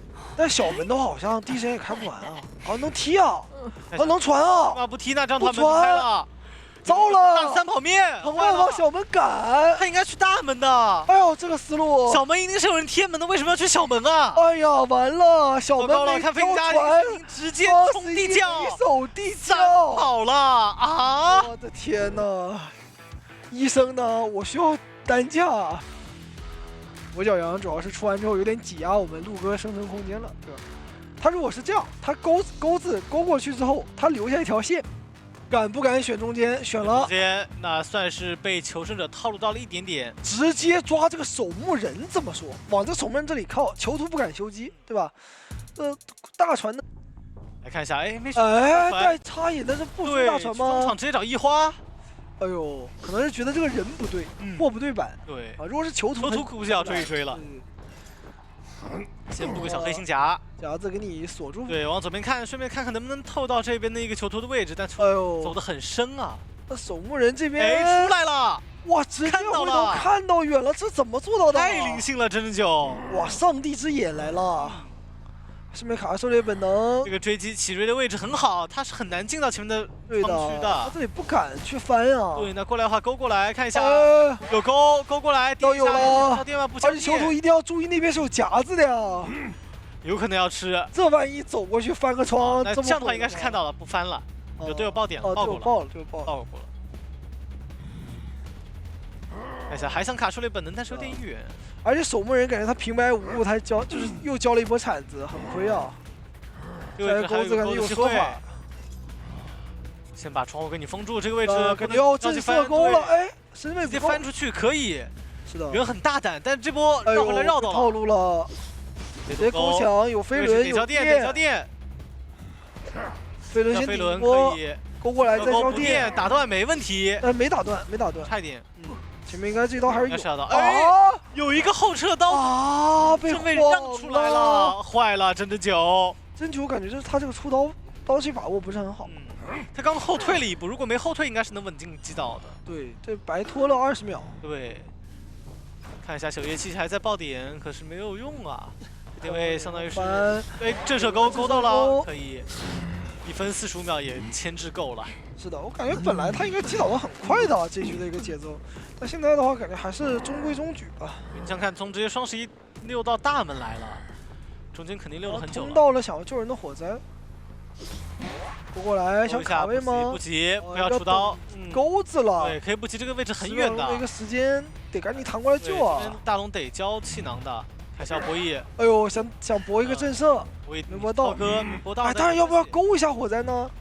也不勾，不勾，就这样求稳，都好稳，都不弹双倒，没问题。现在看下来还是一个很平的一个对局。目前来讲的话，平局面是非常大的。监管这边赢他有难度，求生者的话，他们应该也是没有办法去争胜的。看整9，接下来这个节奏怎么行？求生者是可以考虑不救的。开了2阶，路头救人是有点小压力，不过还好是守护人，要救当然也没问题啊。再勾出来，铲子要远端来一刀吗？先放一个假色，感觉没有用啊。还亏点小生具，说是。然后再套一个圈，这波的话应该是不扛啊，密码机是不够的。对。因为这个位置要靠他单人牵制了，先交个电，想打断你出钩，但真的是收钩了。过来扛了一刀，扛到了。守门选择来扛了，觉得密码机够吗？难道说有点难吧？感觉差半台呢。那你球头必须溜起来，你一旦倒的话，你要接2个人的节奏的。对，这把可能完了，坏了，有个飞轮，还没好。飞轮就差最后3秒钟，说是。糟了，这样的话直接挂2个人。而且还压住大门，到时候还得有个人过来。有3抓面啊！最好是军少天过来，因为军少天点门点。他甚至也可以考虑直接传送密码机，说实话，打一波控场，控个门先。哎，军少天另一边踩到夹子了，传了，找大龙啊！大龙没状态的，军少天不管他。大龙这边状态是一个一勾倒呀。这把如果说而且这里是一台70的密码机，对，有概率要奔着3抓去的，还在第一天呐，不停的减速，不停的减速，仇恨重压，走不动路。再勾到气囊边上，没事，我再勾墙也一样。但是他不好活，这个板子敢下吗？没有下。没事，再减速，把气囊清掉吧，要不？那感觉被多溜了很久，这里一直击倒不了。对。再弹过来，再加速利用，要再绕一圈了。这一幕我好像在哪里看过，刚刚不就是发生过？哎，我好像陷入了一个循环。还好这边把气囊收掉了。对，不够了，没捡到。哎，好可惜啊，这里被拖了半台机啊，不然的话直接落地秒，再打拦截的话很有机会去争胜的。对的，现在的话看下来好像还挺平，因为部落上面不是贴门的那一个，感觉又要保平了。想往中场挂吗？都不挂海边，又要管密码机，还想再辐射到1花。有想法的，但是是不是有点太远了？能挂上吗？没事，鹿头吃的多，力气大，看得出来很壮了。但是现在球手可以直接过来掏呀，大不了我就再换一个人过去修机呗。救了，看一下，哎呦，这个钩子还撞墙了，还要再给他拖一波时间，有点难受啊。而且你看这个位置还没压到门，如果说第一波击倒守门人挂的话，有点守不住这个密码机了。现在门也守不住。他技能拖好了，他会不会再传一波？不至于吧？现在再传有点太危险了。梅开2度，他挂这里应该就不传了。走太远了，走太多路了。他如果是直接挂的话，我再传一波，再打一波，感觉有机会了。对，现在的话就算了。这个位置震慑吗？也是比较难。可以打针对，可以勾针对。思路很对，去勾针对啊。没勾到，没关系，再等再等。或者说这个时候可以把1花拍回去。封夹子了那要。那应该是找个机会就亮了。但是现在没有人贴门是个比较关键点。金少天要去贴门。压海边的那台密码机的话，离门太远。对。拨过来不急不急，再等再等。前面这位直接拍板，拍板直接踩了。但是点门的人也是一个古董商。对，点的比较慢。看1花这个位置得牵制起来的，前面有目前来讲还是比较偏平。看能不能顺秒一下守门人吧。不过这个地方要顺秒守门有点困难，好像。对的。毕竟是最难勾到的一个地形嘛。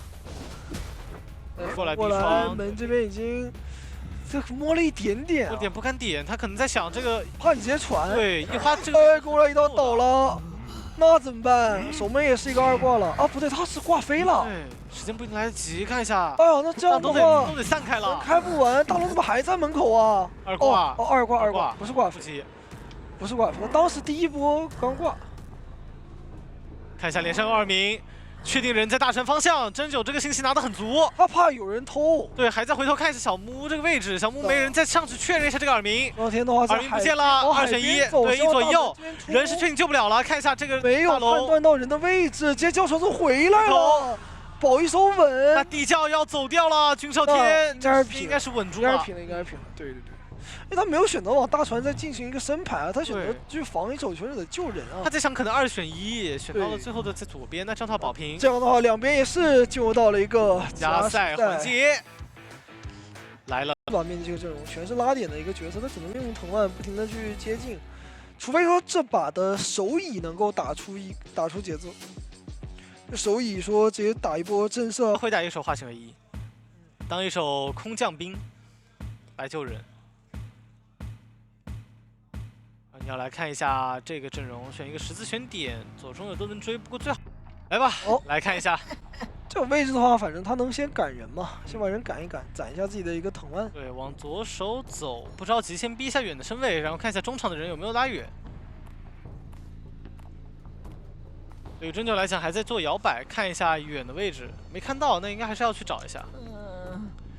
杂技演员在真九眼里，杂技有可能是携带化险为夷的，所以可以追一下。这边的话，想直接开门进去了。玩具商应该是有一个板车留在外面，但不知道摆在哪里，到时候要看一下。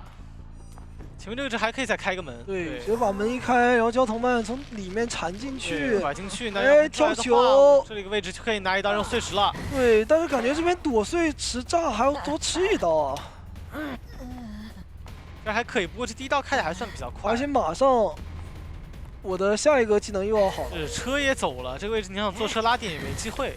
再炸几个移形落地，这个点位应该是要倒地了。要过板刀吗？想着急不着急，碎石炸一下也不着急，等充能，等出充能来，这个位置是中间开个门就可以了。等到下一波的开门就要倒了。但对手直接走。对，这边杂技只能跳走。但其实他这几个球的一个利用率其实不是很高，感觉收益的话偏低。只有拉点，然后道具没封。这叫飞轮，不让你去接这一个板车。看这个板子的话，选头铁，但没有打到，没打到，有点糟糕。气象过来了，风可以拨。前面这个位置要博板。再开门啊！你敢翻吗？你不敢翻。不敢翻的，只能跳球。但跳球的话不一定好接那个跳板，接到跳板就能活，但接不到就没办法。看一下直接炸，跳球跳过去，但是门开着呢。猛博弈啊，两个人。1分40秒击倒也是奔着3台去了，多怕对方去直接交技能。他其实这把的演，他后面这波跳球是很秀的，他这个牵制时间来讲的话也是比较够的。后面的一个救人上面的一个博弈吧，应该是选择让玩具商先来救第一波，玩具商这个位置来救的话是不会被拦到的。炸一下哦，极限炸到了，对，看一下续刀，打到椅子了好像，哎呦，好亏，很糟糕啊！本来不打椅子的话，感觉车拦了一下，给到一下26空间，然后前面板车还在，如果说这个时候还能再续出一颗红球，再往前面跳一跳的话，是有机会能够溜起来的。但这个藤蔓把自己卡住了啊！还是能命中，调整角度说是，切了一个市场。很果断，不想保平了，他想赢。那下一波救人就得打出点东西来了。真九也太燃了，高燃，直接这里直接切市场了。就跟你搏嘛，反正你现在密码机是不够的，我知道。你来救人的话呢，我就打手椅；你不救人呢，你现在密码机被我踹了一脚，我也能追。游民这个位置得救啊，得救，不然他在遗产会被卡很久。想用藤蔓去卡位置，但没卡住。碎石也没炸到，我也好灵巧啊！好，这刀是打到游民身上。再封一下机子，拿一下中劲之托，想要往前赶，气象要来了，气象帮你吃。这样的话，两个人还能再多溜一会儿，而且这里有风。对，他应该是要直接换命了，因为知道你已经切了市场。对，上来强保你了。对的，直接抢风线吹开。杂物商最怕的一个陪跑加 OB 来了。看一下这个位置，碎石也很远，不一定能命中。还是得跟碎石在卡你位，强行去保你。已经是把自己给换倒地了，换出来了。那杂技出去了呀，杂技到时候在外围再补一补状态，我再拖一拖，其实还有一个很大的清理空间的。这样玩的话，对于监管者来讲就有点崩啊。有点平下的味道了。他把这个等于说一个上挂飞的人给放走了嘛？看一下脸上密码机时常是可以踹一脚的，对，先确定人没过来，然后补一脚。但外围你看，杂技放出去，杂拉扯技开始行节奏，起他们已经在修第6台了。对的，那这个时候他是不着急救气象的，可以选择压满。疫情救人还是有风险，但这个位置哎，飞轮先飞轮掉可以。如果说刚被捆住，就可能要直接要吃到。但是他不能吃炸。所以佣兵也得来，两个人都得一起来救。是的，最后一台由杂技在破译。已经修了一半了，应该是等他差不多压好，然后两个人过来硬对，然后两个人过来救的话，稳救下来。但这个位置完炸到了，提前炸到了，很远的炸。那也行吧，反正他2个人嘛，能救也还行。他们只要不要把自己变成一个一炸倒就好。这边一个一炸倒，一个一刀倒，没关系啊，没关系。要压好了，其实这个进度炸一下打了2个人，佣兵要倒了。没关系的。怎么说？这个位置卡住了吗？晚上在外面，打谁？炸玩具商，那直接签也可以。签玩具商，压好了呀。气象可以直接过来的时候捏着强风，强风到直接推开可以抢救了。他怕他签佣兵打气球刀，看一下还要再等。那等一等佣兵也行，签佣兵倒是总得放下来的。对啊，签佣兵你也不能挂，挂了我偷人了。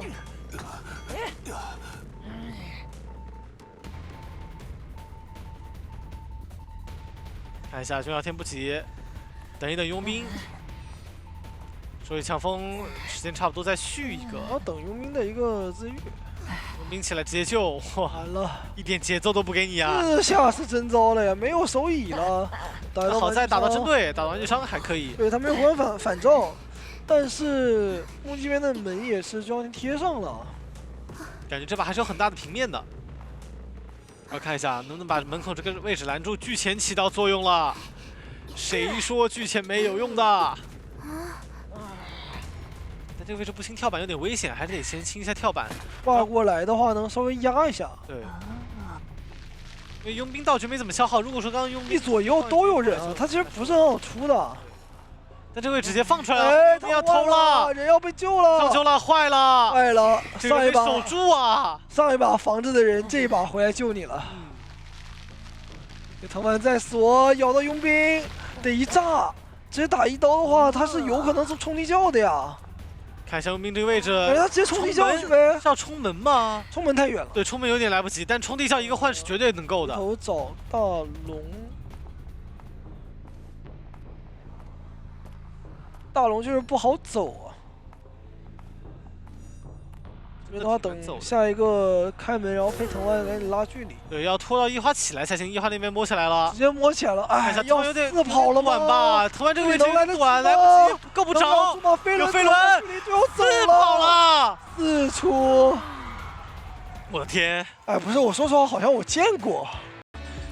你没时间破译，我这把还是能把时间拖出来的。哦，我记得以前也是有加时的时候拖时间，然后那年也是打了一把拉阳石，然后就创造一个奇迹呢，在我们的一个第9周，对吧？给我们献上一场酣畅淋漓的四跑。是说，来进入这局看一下东玄这把只需要留1名求生者就能够结束比赛，甚至说他不需要留一个，拖时间也能够拿下。但是车来了，差一点，没关系，擦肩而过。对，擦肩而过有点心悸，说是这个位置没关系，被撞了其实也无所谓，对吧？过来先看到囚徒，确定囚徒是携带了双弹的，这个速度非常快。那只要不是我追击的时候，你突然来一下就行。对。那这样的话呢，独栋的安全板被踩掉了一块，它其实不是很好牵制啊，而且前面这个位置你起码要上5、60的蜡了，很危险的。而且你的这个强电流也不好交，对吧？往左边走，但左边等于是空地了，要吃刀了。这个位置，如果说你要交飞轮的话，你天赋一下就判断出来，东玄肯定会猛盯着你去打的。主要是他想交，他还得有啊，他 CD 也没好啊。直接就下扛刀，扛了，好来了，可以。守门人直接打成一个陪跑位也。那我说这样的话，我消耗你守门人道具，我最后追你守门人，你不也是白板吗？但是他不这样的话，囚徒就要上挂了。对呀，所以说他只能这样玩。看一下蜡油伤的很多，哇，好多都被顶掉了，都被挡掉了，我天哪！城墙，感觉像是那种什么老鹰捉小鸡。哇！但84、92打出来，赶紧把这个守门打出来吧，这感觉这铲子吃交了1易行了呀万层了。交易行了呀。行过来也不敢垫，有飞轮，飞轮挡一要刀，确要卡背定没关系吗？下面定住但拿不到刀呀，哎，还要再挡这里可以扛，定一强力下流过来进板了，难直接打道11，哇，好配合，可以，但没问题。但我说实话，你现在星焰天赋已经被看出来了，继续扛飞轮加上双弹，对，继续确定了继续喷了，继续扛。真的有什么用呢？你11又没修，你11没修，机子还是慢啊。甚至刚才有条狗从边上路过了，想再 OB 一下。全家都来宝了，我感觉东玄这个时候应该什么呢？这恶从心头起，怒向胆边生。他直接抓这守门人，对，刷守门人把守门人打出来，然啊后直接杀守门人然，后铲子一打，直接抓守门对，人。直接白板，直接杀，对啊，可不可以？那好像还是想追一下囚徒啊，比较专一。对，囚徒的辣很多，那过来的话，好像定住来啦，要换位再换位起，波控啊！前面那个位置再往前走，伊森还在前面，哇可以放狗咬的。这配合，这感觉是梦中的配合。嗯，就我平常打排位的时候，我也希望队友这样救我。那你看这个时候还是有问题，小输家身上那么辣有那么多，对吧？就给谁上蜡都可以嘛。对，你要来保，我就这样拖时间就好了，没关系的。这守门人也是燃尽了呀，都人都没有铲子了，还要在脸上这个位置牵制还，要晃。对，我的天哪！什么以身饲虎，以求囚徒能够活出去。毕竟囚徒天赋已经露出来了，不能再给监管者一个以身入局了，但是也没有化险为夷啊。外面只有小家有圈，对啊那，小家道具跟状态都没了。感觉还是难，这把要救人。他一开尔直基吸出了一个隐喻，对，他可以救。我的天！可以当然抢救一波。有飞轮我说实话，等一下他切兴奋怎么办呢？你有没有想过这个事情？但估计应该不会切兴奋，留一手闪打开门战留一个应该还是很稳的。确实，感觉的话，你这个人理论上还是能救的。但看一下这个位置救下来可以，放身位，然后直接掏打到小玩家身上。没关系，再打守墓人呗。这波双倒，你密码机前期保那么久，时间也不够的。没错没错，那这样的话把它定住，继续打一个针对呗。最好是看能不能把11挂回去吧。这边目前看来好像是很难有4跑命的。对，医生看一下能摸出什么道具来吧。这个开门战给守墓人唯一的那个搏命在守门人身上，主要是他除非得把守门人换下来，然后另外一个队友去倒，然后他让守门人再救。对，这把其实还有机会，毕竟11是这把唯一携带了一个回光返照的求生者。好，伊森那边摸了个护腕出来。他也想到了他要去卖自己的，那这个密码机怎么办？还是密码机要被修不开啊？锁住了呀，对，还是修不开，这是蜡像师啊不，会踹吧？哦，不太可能也用，踹。对，还不用踹，不急的。这个一直拿蜡去封住密码机，完了，现在这个密码机停滞了。对，伊森这个位你要说好救吗？也不好。哎，好飞轮，这可以，掏这换位配合换位非常漂亮继。续保，这个时候小家过来修要不。回头，我拉的话得让席来能放倒？吗？不对，得让这边的一个医生来挡。都要来扛。狗再放，再丢火了，哇，同学感觉很接，密码机马上要压好了，看一下守墓人这个位置应该是能吃到回光返照但的是。是没有火蜡的，前面这个位置直接亮，直接亮了，但但不然不能倒呀，这大空地呀！队友来帮一下呢？有队友吗？没有人了难道说他们想要打一个 OB，啊，感觉也没办法吧，不能被挂飞啊？得要抢点这个门，然后过来抢宝的。 3跑没有意义呀。是啊，得要真4跑，只有4跑才够的。完了，被挂上了。我感觉当时只能跟守门人换命啊，囚徒对啊上去，跟他爆了呀。邮差跟他爆了也行，邮差直接抢赌啊。命是什么？我不要了呀！守墓人的命才是命、对啊，只要拿到4跑圈，但现在的话挂飞一个，我说实话，现在节奏已经没办法挽回了，那就是已经结束了。对的。因为这个守门人一旦被针对了，开门战他开不出这个圈，肯定是没机会嘛。对，现在看一下囚徒这边能不能去走吧，感觉也很难走掉。飞轮效应顶掉可以，但是这个位置架住了吧？到时候把板子一踢，这个位置还得倒。前来看是有3抓面的，能不能被喷蜡喷满，然后再去切一个传送？看一下倒地，但里面门已经开了，3跑应该没了，有点慢了，够了对，这保平够了。波抓的。对，先保个平吧。那么随着这一波保平下来，也可以让我们准备恭喜方 plus 朱雀是的，拿到了这最后一张进入我们附加赛的门票啊，也是恭喜朱雀拿到这场来之不易的胜利了，打到加赛，对吧？再次恭喜朱雀，真的今天鏖战4场，前面3场比分全平，太焦灼了。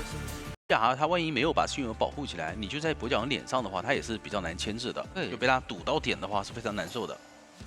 看他们怎么安排吧。以往的话是选择一个田字形的选点，把幸运儿保护起来，但但手的位置就比较接近监管者了。我对觉得如果说捏捏可以敢去尝试一下的话，把弓箭手击倒也不是不行，因为他就这个点位是直接往中场找到了赤红，没有选择去河道找星娥了。对，因为脸上就是弓箭手嘛，也是可以作为一个起追对象的，就是看弓箭一个博弈这个臂弩。是，哎，但是想了一想，可能想去哎找一下这边的气象学家，对，不对不对，卡梦左边应该能看到的，还是决定追气象，对。因为卡蒙这边的话应该是已经摸出道具了，不太好进行一个追击。没错，但他第一个箱子居然翻的是一个机械玩偶，还是比较大胆啊。万一被追的话，其实机械玩偶还是比较难帮助自己。强风推一波，利用这个空隙，回装回笼笼子。但是回笼拆不掉哦。不过好在是这个笼子成功拖过了。对，极限平底刀也没有拿到。那对于阿车来讲，手上可以再捏个沉云，就看什么时候释放了。还是选择花一个强风，那就看这波如何博弈。被骗了下来，强风追开出来这个时间想拆龙，再补上一个龙。但是这个飞轮好像还是得吃刀啊。哦，但是这边的话钻过来的是方向规避了一下。对他钻过来这个方向是让捏捏没有想到的，对他偏移到了最右侧的一个角度去了。那这样子的话，吃出闪现的话，这个牵制时长是一个完全合格的。而且这一把迅儿的道具都没有歪啊，是非常的舒服，直接就是一把枪加一个机械玩偶，所以也可以提前卡过来。有点想是多救援依次救援，让星远这边来配合大夫进行一个救援了。没错，但是看一下大副那里，哎呦，直接拿一个平地刀，大副直接回头了。出动2个人的话，对于观众效应来讲就不是特别舒服了。但迅儿可以扛一刀，扛完一刀以后没有要交枪的样子。气象学家手上还捏有最后一个气象瓶嘛，可以让他自己先操作一下。这一过来，哎，交枪了，但是走快了，掉了，那有点亏了。手这把枪上还捏有一个强风是的啊，但是这刀打到的是星远儿。对，这边可能要进入一个双倒节奏了。捏捏应该不会管星儿，会继续选择把阿策打上移。这边赤红接力来陪跑一下，领地刀挂上撕裂值。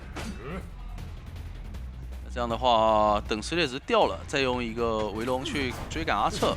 但其实捏捏手上的愿力值已经用的差不多了，消耗的非常的快。是的，跟钻过来，直接击倒这边的气象学家。没错，因为这波是2个人陪跑的缘故，所以密码机是一个停滞的。对，而且赤红还抽空去把迅儿给摸了起来，飞轮交了，然后直接下板，这个位置地形很好啊，所以只能被迫交一个围龙。不过这里拆掉的话，应该是来不及 OB 了。对的。这波我觉得比较亏啊，因为是2人陪跑，但是并没有拖到多少的密码机进度。是的，那密码机第4台、第5台甚至都没有开始修。气象学家挂飞以后，捏捏是有机会能够续节奏的。对的，这边大副再卡一下这个淘汰进度。那就看一下这一波弓箭手是否要来陪跑了，好像已经过来了，因为密码机已经放手了，没有动。然后是大还在走副，位，对，大副就补弓箭手的密码机。看一下这个位置，如何进行一个陪跑吧。是的，赤红的道具还挺充足的，2个龙骨弓，2个臂弩。对他现在必须陪跑，因为场上密码机差的有点太多了。是，但其实他不能离倒地的人太远，不然的话他拆掉是来不及去进行一个龙骨弓的释放的。哎，是的。所以对于他的一个 OB 来讲，还是比较考验他的操作的，就那种距离感的一个把控。这个局面对于捏捏来说的话，可塑性是很强的，因为场上密码机差的比较多。哎呦，直接抽到了一刀，那很赚啊！因为对下一个围龙是有可能直接秒掉。这里好像看到了大副的一个影子去偷袭他这边，的能不能蒙出来？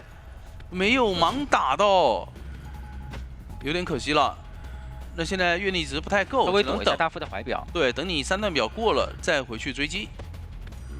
现在控场空间还是比较大的，而且这次密码机的话也是离得比较稍微有点近。是。主要是吴昕刚才救完人以后，他没有利用这段时间去找娃娃进行一个调整。哎，如果说他能找娃娃过来调整，把自己补满的话，那节奏其实还可以。对，但这个笼子好像有机会能废呀。成功废掉了，那愿力值又不太够了，又要等几秒钟。吴昕这波算是把压力全部都扛住了。对，他作为一个半状态的救人位，没有秒倒秒续节奏，其实已经是很不错了。对，但是对穷子来讲，密码机还是不太够。因为捏捏接下来他是有机会可以出去打一个疲于奔命，或者说打一个拦截的，是的，两个思路。幸运儿现在是必须要被迫来进行一个救援，是他手上已经没有道具了，如果过来的话，是有很大概率可能被被打一拦截到的。个拦截的，是的。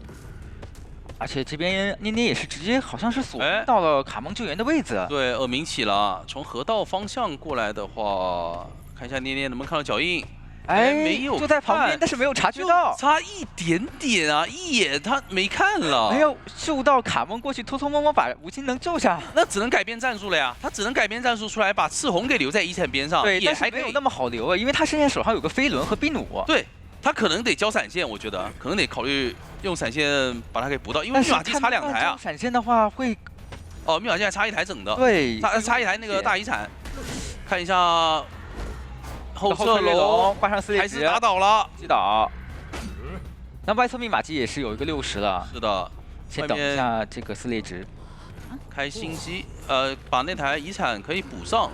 那这样的话，对于捏来讲，开门战有一个篝火门可以卡着，对，技能也还在。而且大副开门战是没有怀表的嘛，是有机会能说是看能不能找到一个机会的。是的，他把人给举到这个地方，那么他可能就是要去管远处大副的密码机了。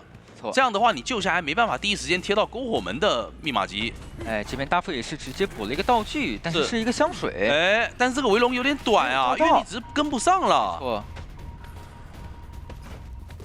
看一下这个笼子可不能再出问题了。是的。然后打倒那边刚救下来，弓箭手还得再去贴密码机。这一波他可以再打一个拦截，看一下能否成功拦住幸运儿吧。但是现在手上愿力有点不够，就是他最多待会儿回复上一个牢笼。是，这先放下来，攒一攒自己的愿力值。但是对于穷仔来讲，他们也不着急，因为他们远处的那台密码机好像是还没有压好的。现在主要就是为开门战做一个准备嘛。是。哦，两台密码机都压好了。卡蒙要不要附近翻个箱子呢？附近的箱子可能都已经被翻完了。他现在的话就开门战，穷者这边要保这边的无心，尽量不要让他被快速击倒，因为他是一个挂飞状态。是的。而且其实求生者应该是能够了解到地窖就在河道那个方向，针对刀打得非常精准。那现在吴昕手上没有道具啊，不太好进行牵制。哦呦，直接击倒。现在吴昕会被挂飞。看一下卡梦点的是这边的大门啊，他们应该是决定2个人一人点一个门，这样子跑一个这个门的话，我这个另一个门就可以走掉。是的。先往后拉扯一下，那这样直接传送另一个门是赤红的弓箭手，手上还有飞轮和比努，没错，可以进行一个博弈，一个回头盖板砸到了。是的，这一个砸头直接废掉一个笼子。看一下后侧龙，距离还是不太够啊。比努挂上撕裂值，手上还捏有飞轮，可以进行操作。那关键是赤红这个门离地窖还是有点距离啊。对他应该就只是拖那边的星女儿去走另一侧门。是的，那边门也是开掉了，最后飞轮也没有释放出来。哎，那就是捏捏在 BOE 的上半场拿到了一个3抓。你说坏的话，那么他有多抓面；如果说击倒的慢了，他靠手椅也有保平面。对，这就是邦邦现在这个版本厉害的地方吧。因为现在有一个移形嘛，所以说你邦邦虽然腿比较短，但是我通过移形也可以快速拉近身位。是，特别是在选点上面来看，其实像是大副、利和地段是咒术师，大房附近是一个先知。是的。这样的话，先知就只能往大。哦，可以看到年景是这边视角一直在锁定大房附近的先知。没错。但是好像并没有看到，没有看到先知进去，所以先往中场去改一下，看一下。再往前走的话就是空调的飞行家。对，这点位再卡一个狩猎本能，脚印是能够看到的。一个5秒雷封住点位，也拉近了一定的身位。那空调这也要交喷气背包了。这边交悬停的话是可以往利和方向进行一个转点的。是。那距离还是比较远，在上面再利用荡神荡过去。这边再铺一个5秒雷，加住走位。这样连的话还是没有连上啊，地形确实是比较限制到了邦邦的一个发挥，视野比较受限。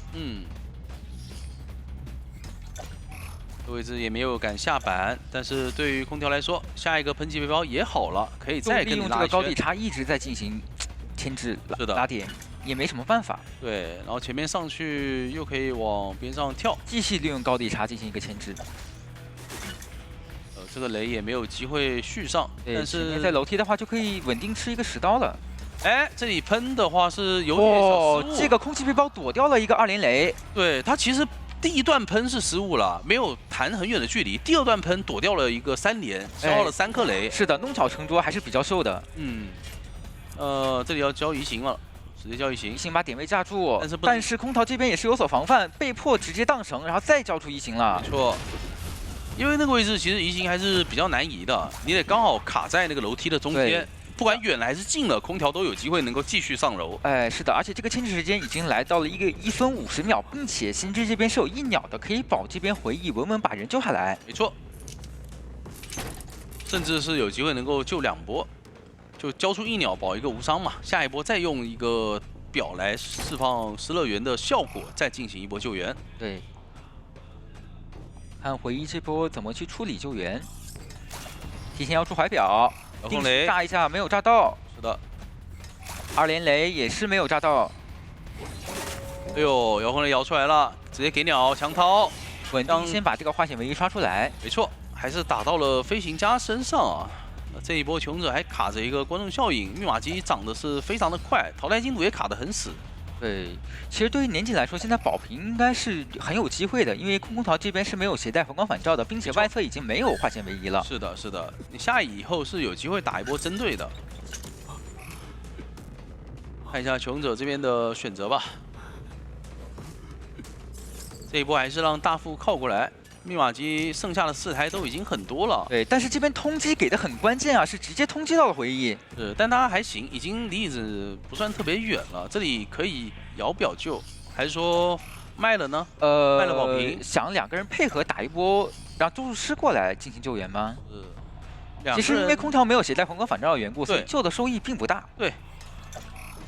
但这样的话，过河脸上这台大遗产是压好的，骗了监管者过来。然后外围的2台大遗产给到的压力还是比较大的呀。对于年景来讲，他是没有挽留的，所以这个开门战甚至有可能说被3人完成一个3跑。他现在的目标就是赶紧找到这个先知，因为先知的1秒是给过的，只有他是没有手持物的，所以说一定要抓住这个最脆弱的位置，然后去进行一个针对。是的，是的。那先知的位置拉的也很好啊，不给机会。年景边烧了外面的密码机的进度啊，边架住中场的这台遗产，一个定时成功炸到了大副。是的，然后再回身这边钓鱼一下这边的先知。这个地方两边开始进行拉扯了，中场这台89还是不太好修开，但过客其实不怕被你炸，你炸越炸我越爽，我开门是的，他可以攒那个猿后咒像，对，攒的东西攒的层数越多，哦，一个回师盖板砸头。那现在在自己的3层猿后咒像也快续出来了。对你再签这个2秒钟，马上有3层喉了。要针对咒术师吗？开门战？哇，直接强开了。还是得回头找一下这边的先知。对，因为知道你带了张狂加移形，所以他们有可能说在赌你没有一手挽留，或者说没有底牌，但是没想到2个都没有。先管一下门口的回忆，但是回忆这边有怀表可以进行操作。是的，这里回忆稍微带走一点，大房的人就可以考虑回来补这个门了。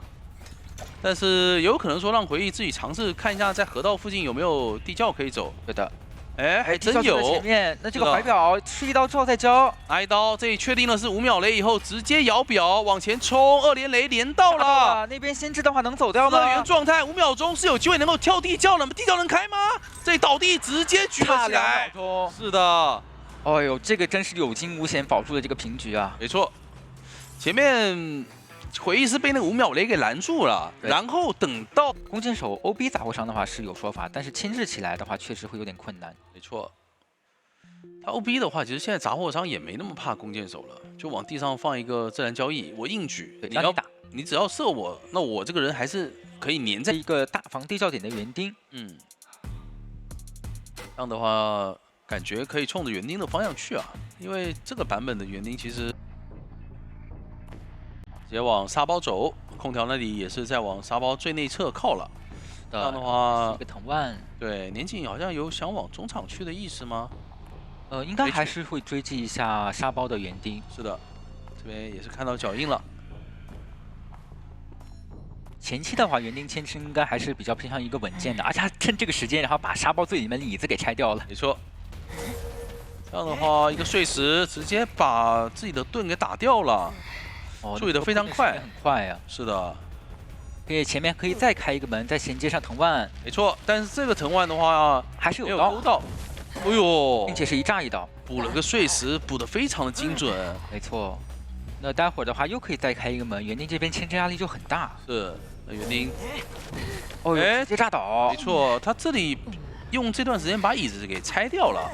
那么当时其实他想原地去稍微卡一个盾出来，但是也没有办法，时间不太够了。是的，最多可能就吃个移形嘛。但是因为监管者手上他是捏有碎石的嘛，所以说也很可能会溜不动。他其实卡出那个盾来，其实年景也有机会说第一时间把把盾给炸掉，然后再出刀，你还是所以说还不了拆椅子，多做一点时间。对。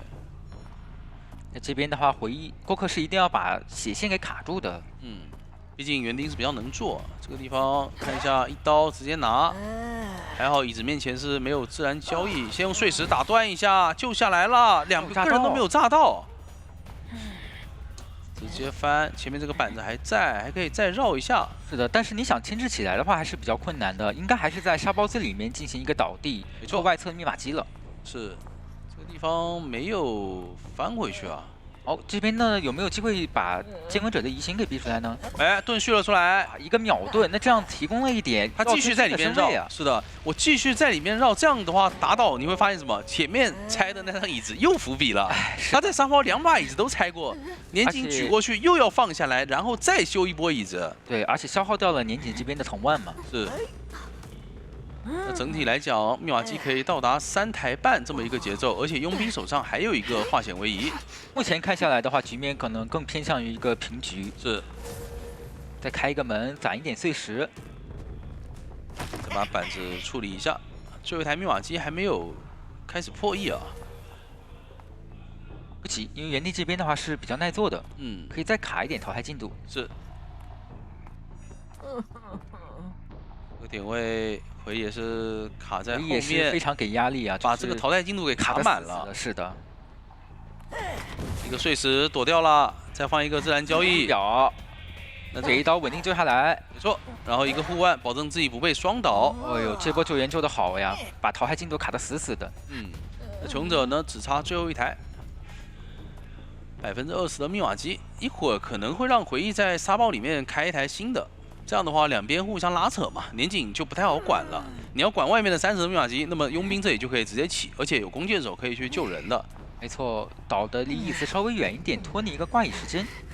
并且这个位置的话，你想用移形续节奏的话是比较困难的。外侧求生者的话都拉得比较远，是的，只能被迫切成传送，找一下这边的杂件员。对，但你传杂技沙包里面其实已经在破译一台新机了，所以影响不太大。只要过客这里稍微能够牵制一会儿。对的，一个开门藤蔓能捆到吗？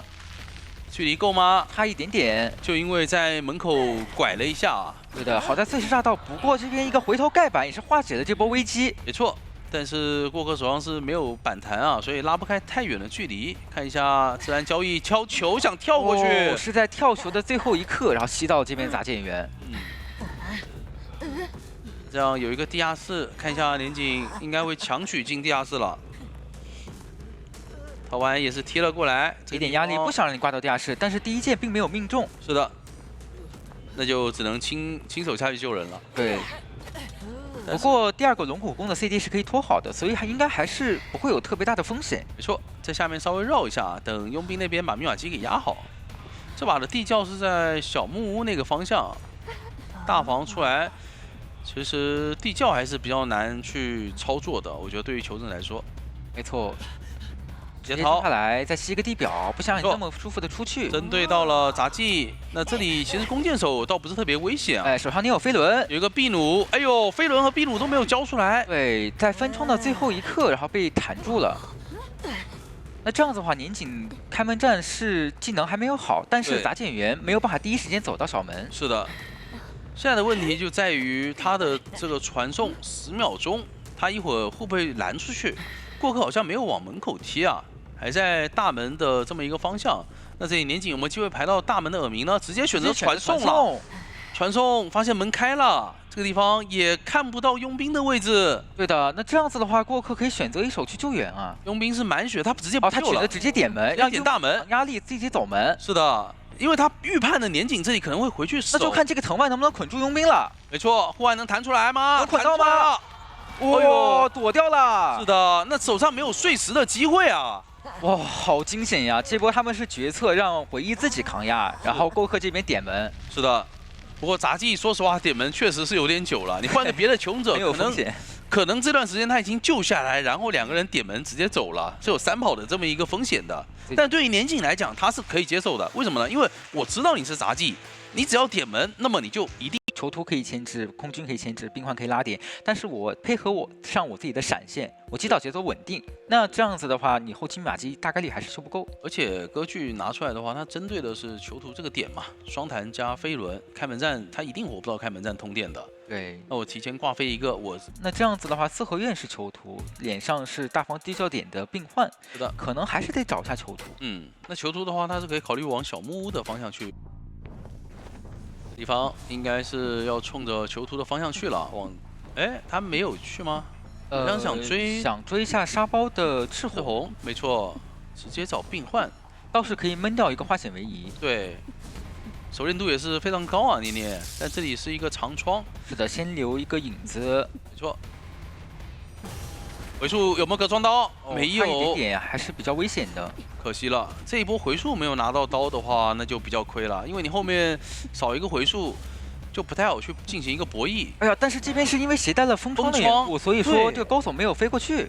是的，这个地方的钩索可能得用翻越会好一点，直接翻过去。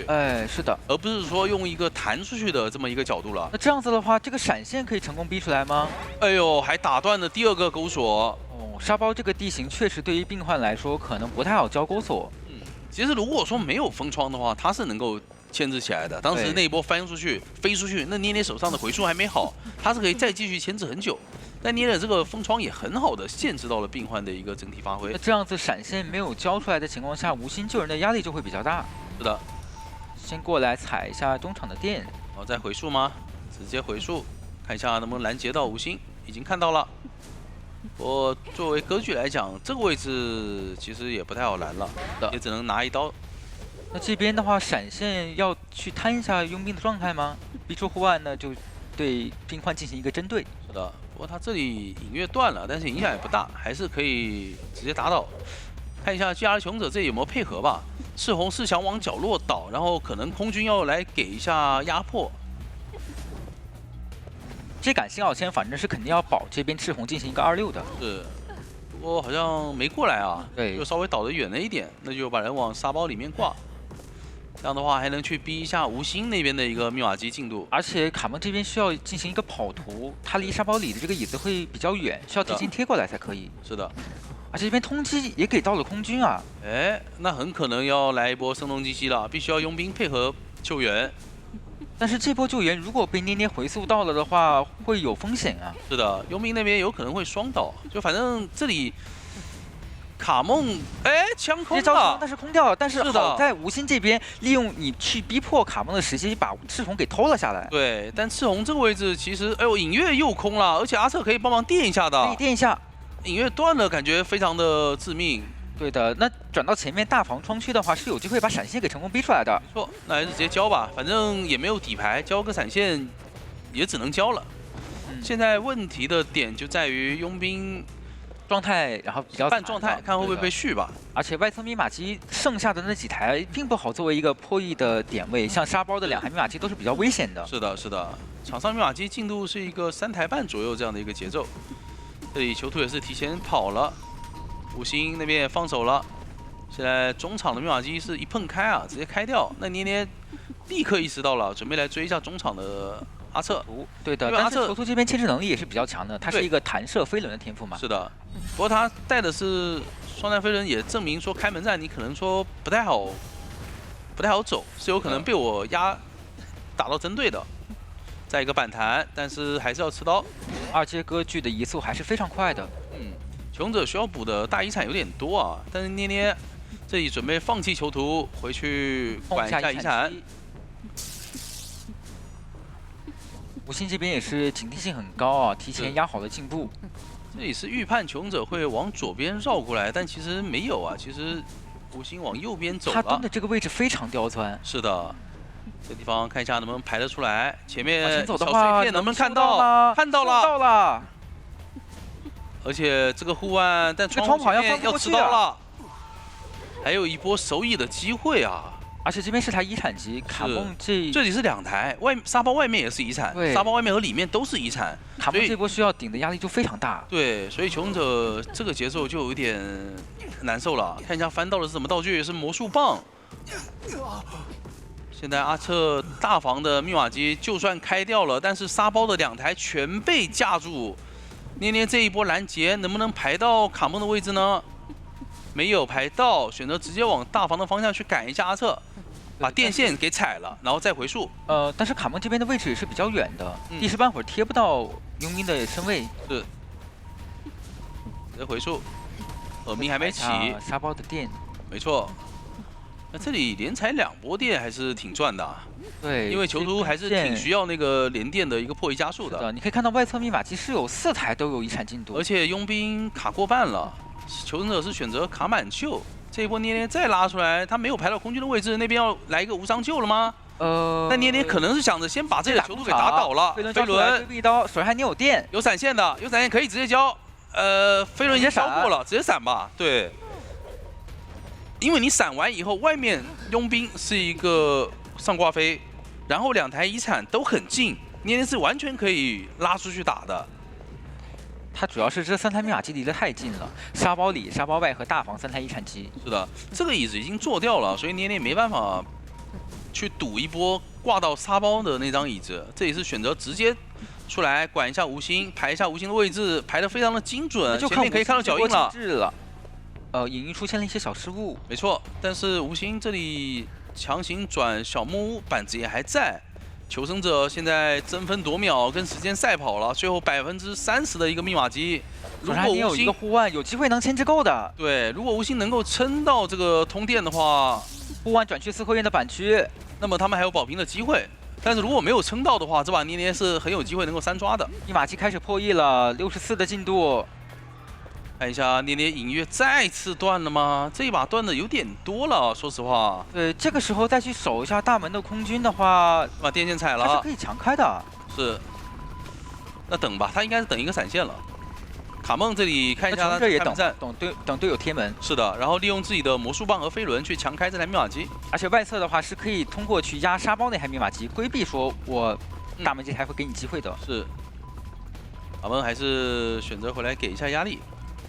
然后找大门这么一个比较好牵制的地方，对，地窖的位置就在中场，可以找机会直接亮了，不让你拖闪现。因为佣兵那边应该是已经贴到门口了，这里骗了一波红光，卡梦怎么说拦到了吗？卡住了位置。是的，但其实对于捏捏来讲，这个地方还是不太好管门，贴门的速度太快了，手上没有底牌。其实就算这个魔术棒规避了这一刀，也很难走这边中场地窖，因为离得会比较远一点。最终双方是在第2局完成了一波保平。只能说这把捏捏有很大的3抓争胜的一个面啊，但是很可惜的是他对那救人方面呢是比较稳，但是这一把没有 OB 位，对吧？对于年景来说，如果能够在快速击倒以后，就逃出大师救人这一波我不说，你其他人如果说再来救，他是有机会能够打双倒的。对，大船还是靠小船了。他也可以去考虑选在中场对大船的机械师直接进行一个追击，因为抓机械的好处就是存在感拿得多嘛。没错，而且他比起跛脚羊来说，他更是能够稍微……哎，这边年景好像是想对大门的回忆作为一次追击对象啊。是的，但是你跟歌剧不一样啊，你要把它被动打出来，你得叠3颗球，而且你这直接被动打出来想躲猫猫，但是被看到了。是的。这被动打出来，那这样被动可能会掉的比较快一点。对，这里想隔墙上双球，但是回忆一直不给机会，也打出被动，再绕回自己的泥岩炉。是的，一个双用机器直接上了3颗球啊！那年景他这个自信是有道理的，对吧？因为陶乐大师本身是比较克制喧嚣的，第二个明艳炉也交了出来啊，是的。不过好在这边的话，也算是把状态保了比较久嘛，可以让外侧机械师修得更舒服。是的。哎呦，一直卡着那个不到黑色的转盘，不让你上球。闹场谢幕也交掉了，这个地方交出直接移形过板，这一刀，但是回忆的位卡得非常好。可能还是需要交出双重惊喜才能拿到这一刀。对，先交道场谢幕。哎，不对，哦，拿到了，但可惜飞轮没有清空掉身上的球，这个球还躲掉了，一个慢翻，那要秒掉了。哦，但是对于回忆来说，这个牵制时间可以算是很足够了。嗯，而且他可以通过逃脱术，然后再强行拖一点时间嘛。是的，这一波看一下往哪边换吧。换到了角落的一个位置，空调贴的还是比较早的，更有利于气象学家进行一个救援。是，手上捏的是一个陈云，这个位置就不太好被拦截到了。对，3号险唯一体系还是比较稳的，就是专门防止你这边会抓我的救人位。是的，落地直接上双球，看一下无伤掏了下来，这么敢掏，陶大师这里也是走不了。想直接摊一个双倒，但是反应也是很快，直接交出层云，把第二个道具，把第二个气象瓶也直接按掉。空调也是有意识到了，感觉你会冲过来尝试打我一下。没错，这把密码机可能还是会差一点，不太够。这把穷者是没有选择卡光荣效应啊，他们前面是直接修掉了2台密码机，然后最后一台的话是10%刚开始修，所以如果唯一有可能说保起来的话，就是通过过客的一个气囊吧，让陶乐大师这里有机会能够2-6，就是比如说我把这个门给卡住，把这个窗给卡住这种操作。对，但是因为这边回忆是没有携带回光返照的嘛，所以说保到开门战肯定也不太好争胜，比较难。这里直接一个砸头，看一下这个气囊的释放吧。身上只有1颗球啊，过客先上一个红球，然后弹到椅子面前。现在双重惊喜是没好的，无伤掏了下来。前面这个窗是可以翻的，因为双重惊喜还没好，空中飞人直接跟上，前面板子还在，回忆没有直接第一时间去翻，还是想稍微躲一下球，那就跳进地下室了，让这里多一点时间，画得更久一些。没错。那这样子的话，回忆挂飞了之后，外侧密码机其实也可以处于一个压好的状态了。是的，70多的一个密码机啊，感觉有机会能够开的，不过。好像都放手了，穷者都放手了，深了一点。因为他们还是防止你万一是带底牌的，直接底牌过来续节奏了。哎，没错。毕竟2位救过人的都是半状态，还是比较危险。这边脸上是一个逃完的机械师，双方惊喜指到的位置。是。那这里穷者可能要稍微调整一下吗？没有调整，是开了一台新机。这边逃完是没有携带回光返照的。那可能得给那台78的密码机压力才行呢。是的，是的。因为这边年景是有点想深追了。哎，这里双惊喜拉过来，逃完还是直接翻了。飞轮，这边预判了一下你的飞轮使用。对。让喊谢幕拿到1刀，但是前面因为没有双惊喜的存在，所以还是很难直接秒掉这个机械师啊。卡到角落，这个红汤锅并没有机会上到球啊。直接击倒，是的。那这样子的话，机械师是没有携带回光返照的。没错。年景开门战确实有机会能争到一个多抓面。看一下这里选择把人挂到了小木屋，这个地方拦截还是比较舒服的呀。空调过来的位置会很明显。双横惊喜指一下，没指到，可能有点想直接开掉了，然后自己的机械傀儡去卡一个2名。直接开掉。然后海边开到的密码机，对，但是现在有个问题啊，如果机械傀儡被快速发现的话，那边海边压机的队友火灾也走不了的，直接击倒。那这样子的话，看一下过客的位置也比较危险。没错，双横惊喜指一下，能指到吗？好像没有指到啊，他以为还在海边，但过客其实已经到椅子面前了，这波是可以无伤把人救下来的。发出来可能能直接偷下来这边逃完。是的，交出移形移大门，但是大门开掉了。那这一波不救吗？救了，已经在往小门跑。那这里再赶回来的话，感觉最多也只能平局了。毕竟双横惊喜指到了这边的过客。是的，但是过客其实这里还是能够牵制的。现在有个问题啊，他还得赶紧去守小门，要不然小门开掉之后，过客这边是可以走地窖的。没错，但是队友帮忙报了一下点，陶丸也是及时放手，手上已经没有道具了，飞轮也还没好。对于年景来讲，最后应该也是只能尝试把陶丸给留下了。交出一个弹射，想往海边的地窖进行一个转点。是，但是因为实在隔得太远了，最终对也是只能拿下一个平局了。要是多一个护腕的话，可能还有点机会，但是没有办法了。是。这个开门战还是比较险的，洛克这个位置卡的比较好，没有让年景的这边双方惊喜定位到位置。是的。也是看一下吧，看一下这一把捏捏的聂西能不能打出来效果，因为他在这个常规赛中其实是有使用过聂西的。对，然后胡景春的话，这张地图聂西在看一下要不要直接选海边了。选择是把邮差放在那可以直接选船下了。对，因为正常是选择在苞米地最里面。对他有点怕求生者来个反心理嘛。还是决定先压迫一下密码机的破译，然后先把大船的密码机给你封上。对，好，捏捏这边的话是往小船无心的方向去的，是。但是无心这边的话，因为地形会比较好，所以说牵制空间也比较大。没错，而且桃大师前期能够躲掉你的关键一刀，就还是挺舒服的，因为可能说你得花掉一个跳。一个坠机来到我面前才有机会能够拿到这一刀，但是我又被动可以去抵挡一波。是的，这边释放了迷烟炉之后，想直接赤红下这边的赤红，这个位置也是很稳。但是杂技他可不怕你聂西啊，杂技可是牵制聂西的好手啊。你跳过来，我再跳过去就可以了。对，这边身位根本不够，他就算提前下板，手上也有球可以去规避掉你的一波跳的。这边捏着球反走，到还能进板，这刀。哎呦，想利用这个冲动补上身位，但还是比较可惜，差了一点点距离。而且现在能量消耗的也比较多。前面感觉要找机会闪开了吗？没有，跳过来。那跳过来以后，可能还是得闪开，还是要进板，对，被迫要闪开了。因为现在体力有点跟不上了，得闪开。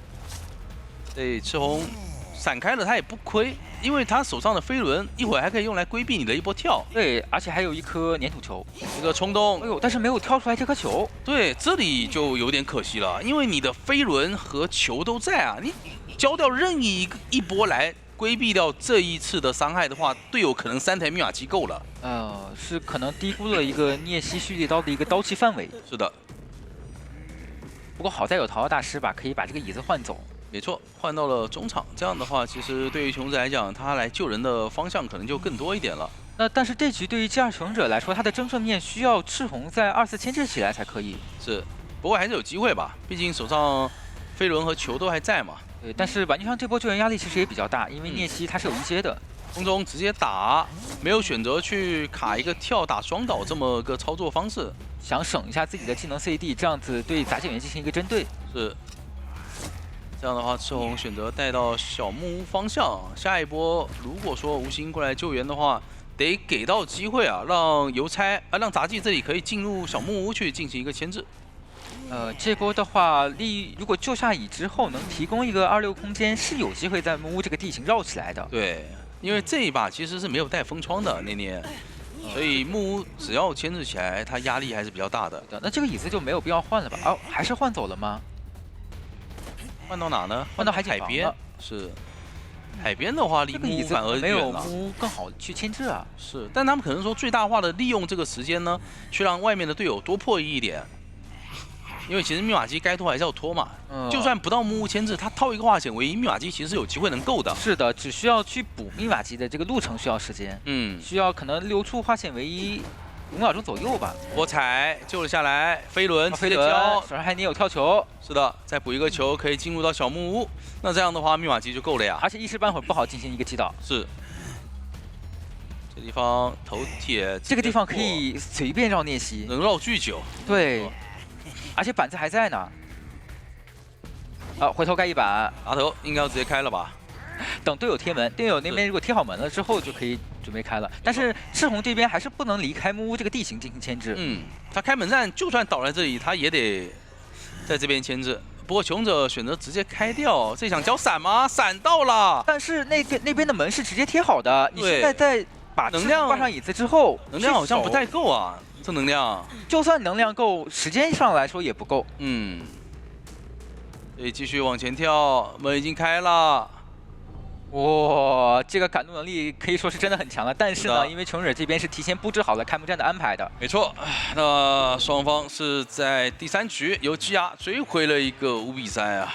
法罗女士嗯以及心理学家克制到。是但是相反来说，手椅上反而会有机会了，因为手椅的话，这边心理学家和守门人都不能保证说我一定能把人救下来的。错，我想追的穷者附近，嗯，选在了小推的位置。这样的话可以封住墓地的密码机，就把囚徒的位置，他可以直接给逼到小门去了。这样的话他小推直接拉出伊斯人，那这里应该是伊斯人往中场走了，应该不太会去管回忆那个方向线。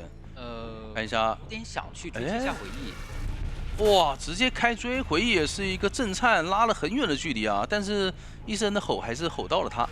再寄宿一下中场的法罗女士。对，这一波其实逼了一定的铲子的进度，我觉得也可以接受。但年景好像是想摁追啦这边，的板区有个抽刀的机会啊！是哦，被回忆这边防到了。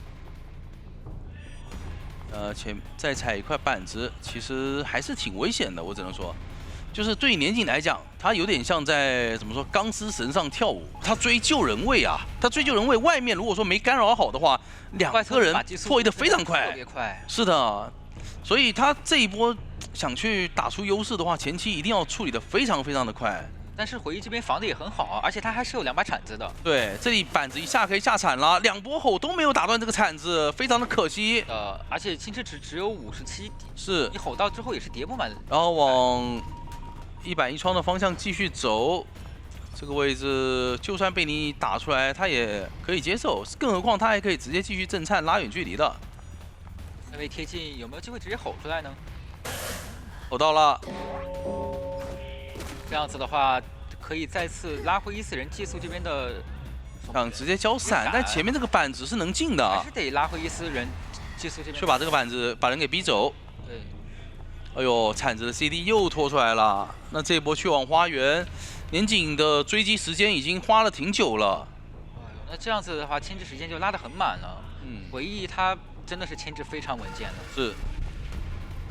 闪现也交过了，而且你想把它架在里面，你还得再回来附身一次。是的，这个陶片能架住位置，可能牵制不动了。不过这个密码机起草节奏已经来到2分钟了。传了过来，倒在角落拖一点时间。这把密码机感觉都有机会够了。对，因为已经3台半的一个进度了，第5台也在开，而且这把是有囚徒的，求生者的这一波观众效应是可以卡得非常非常的舒服的。但是对于年纪来说还有机会，就是这波手椅，看他能不能发挥出艾维手椅的优势。没错，让心理这里来一个什么救不下来但心理已经到花园了，已经在脸上非常的近了。这一把陶片一拆，还是想再卡一个淘汰进度哦，趁你招伊斯人的空隙，直接偷下了这边的回忆。是的，无伤涛。那这一波回忆应该是要往墓地里面倒了，感觉。WBG 这个求生者对于时机的把控实在太精准了。是。这一波有没有时间翻翻箱子呢？好像不太来得及了。带离了。占一下中场的密码机。对。稍微降低一下破译进度吧。本体吼了一下。再传过去挂一下这边的守墓人。密码机的话不太能守住，虽然说是有一台是49，但是毕竟外侧修机还是比较快的。是的，但这里感觉来不及传回去了吧？法罗那边就摁修，你要过来打我就打我算了，我这边反正求生者也不着急，打一刀必救。是的，还想再卡一下淘汰进度吗？哎，他没有第一时间救下来，然后给到了一个针对。是的，有点亏了。是，他卡淘汰进度的话，那他就不应该这波第2波救这么快了。或者说是吃了一刀之后直接救下来。对，他吃了一刀以后应该是想救但没救下来，因为他的心值是很高了，如果再拖下去的话，有可能被 A 晕 A 救不下来的。但是其实以拖密码机进度来说，还是卡淘汰进度更有多跑面，4人开幕战面。我们看一下这个时间上面来讲，感觉要进入一个年景的拖时间节奏了，因为他现在就是可以本体直接站在中场，逼求生者到外面去开心机，帮你们这么快的去把密码机给破译掉。站住中场，然后再招一次人，给外侧求生者补上陶片。是的，这样的话把3台密码机全部都给辐射住。你小推，你墓地爱修就修吧，反正我中场这台是不可能让你碰的，谁来都不好使。93的一个密码机一直没有机会开啊，非常的难受。其实对于法王女士现在来说的话，也是要顶点牵制压力，毕竟年底现在手上有闪现。是的，哦，抓住了一个轻视度的一个空隙，拿到了好的状态。但这样的话，伊斯人是在中场的，所以过客这里也不太敢去碰密码机，甚至还得往外走，不要干扰到中场。这个场子反而是有点被年紧控起来了。对，现在又可以到小推去附身一波囚徒。如果心里一会继续破译墓地的话，等下一个2阶好了，还可以传到墓地。打一下中场的电，2台密码机的话，来到了一个70%的进度。那这波的话，只要使用者不要给特别多的一个追击身位，是可以拖到密码机压好的。对，这里2阶已经好了，看一下要不要传出来吧。虽然找的是这还比较少的密码机。是的，传出来落地，但是99的一个侵蚀值啊，密码机可能要够了。对的，直接主动看满。对，主动看完，然后等队友贴门吧。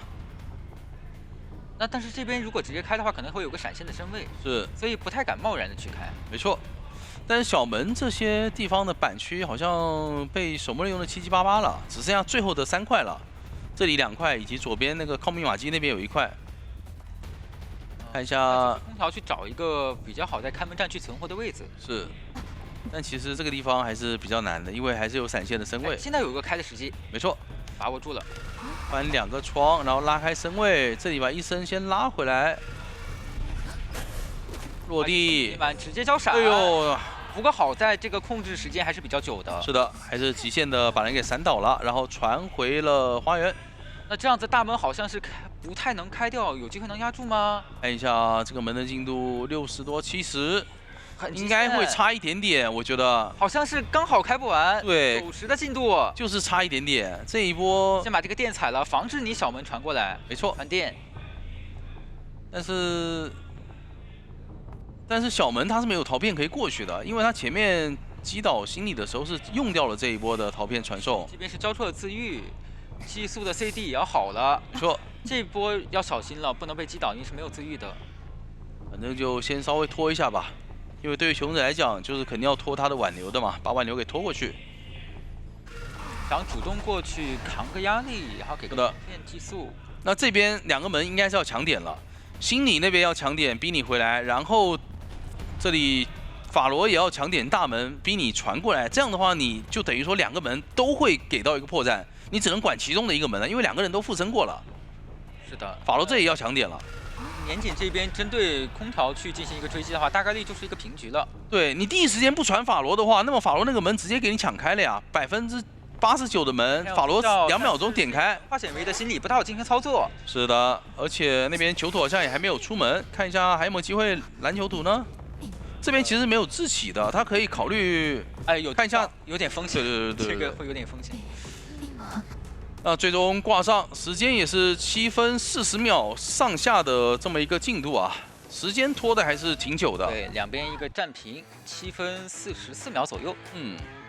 直接放机械玩偶，你打吧，打了我本体拉开身距了。是，不打吧，我这边打的话，那你这个时间你就很难拖了。对呀，而且外侧剩一个冒险家在外面挖树叶，密码机进度肯定是不太好控得住的。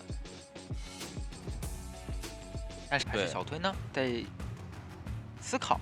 没错，那选到了小推，可以第一时间找到机械师。追击节奏上来说，应该不会很慢。就看求生者这一局如何去规划密码机的破译了。是。进入比赛画面，开局肯定是找一下卡蒙这边的机械师。这边不来个自然交易吗？还是先自然交易了？机械玩偶就在旁边，但是可以把下反了这个板子。没注意来的方向，其实无伤大雅，因为你看他本体的位置拉的真的很远。是的，但是给的还是有点快了。就如果能保住娃，其实是会更好嘛。赚一点。对，如果在对面下的话，其实捏捏很难处理那个娃，因为当时他手上是没有充能的，刚充能过一个自然交易。是的。那再追过来，第二个机械玩偶直接放，再进行一个拉点。没错。但是这波要注意一下，因为如果被快速粘上的话，是可能会挂回机械玩偶附近。对。直接开门，没有选择先交碎石。那手上藤蔓还在啊，看到卡蒙往前走，要不要直接交藤蔓呢？交出藤蔓能捆到吗？这个地方想掉头比较难了。是的，手上带的是移定点碎形，石炸一下，板子下了，找机会开门。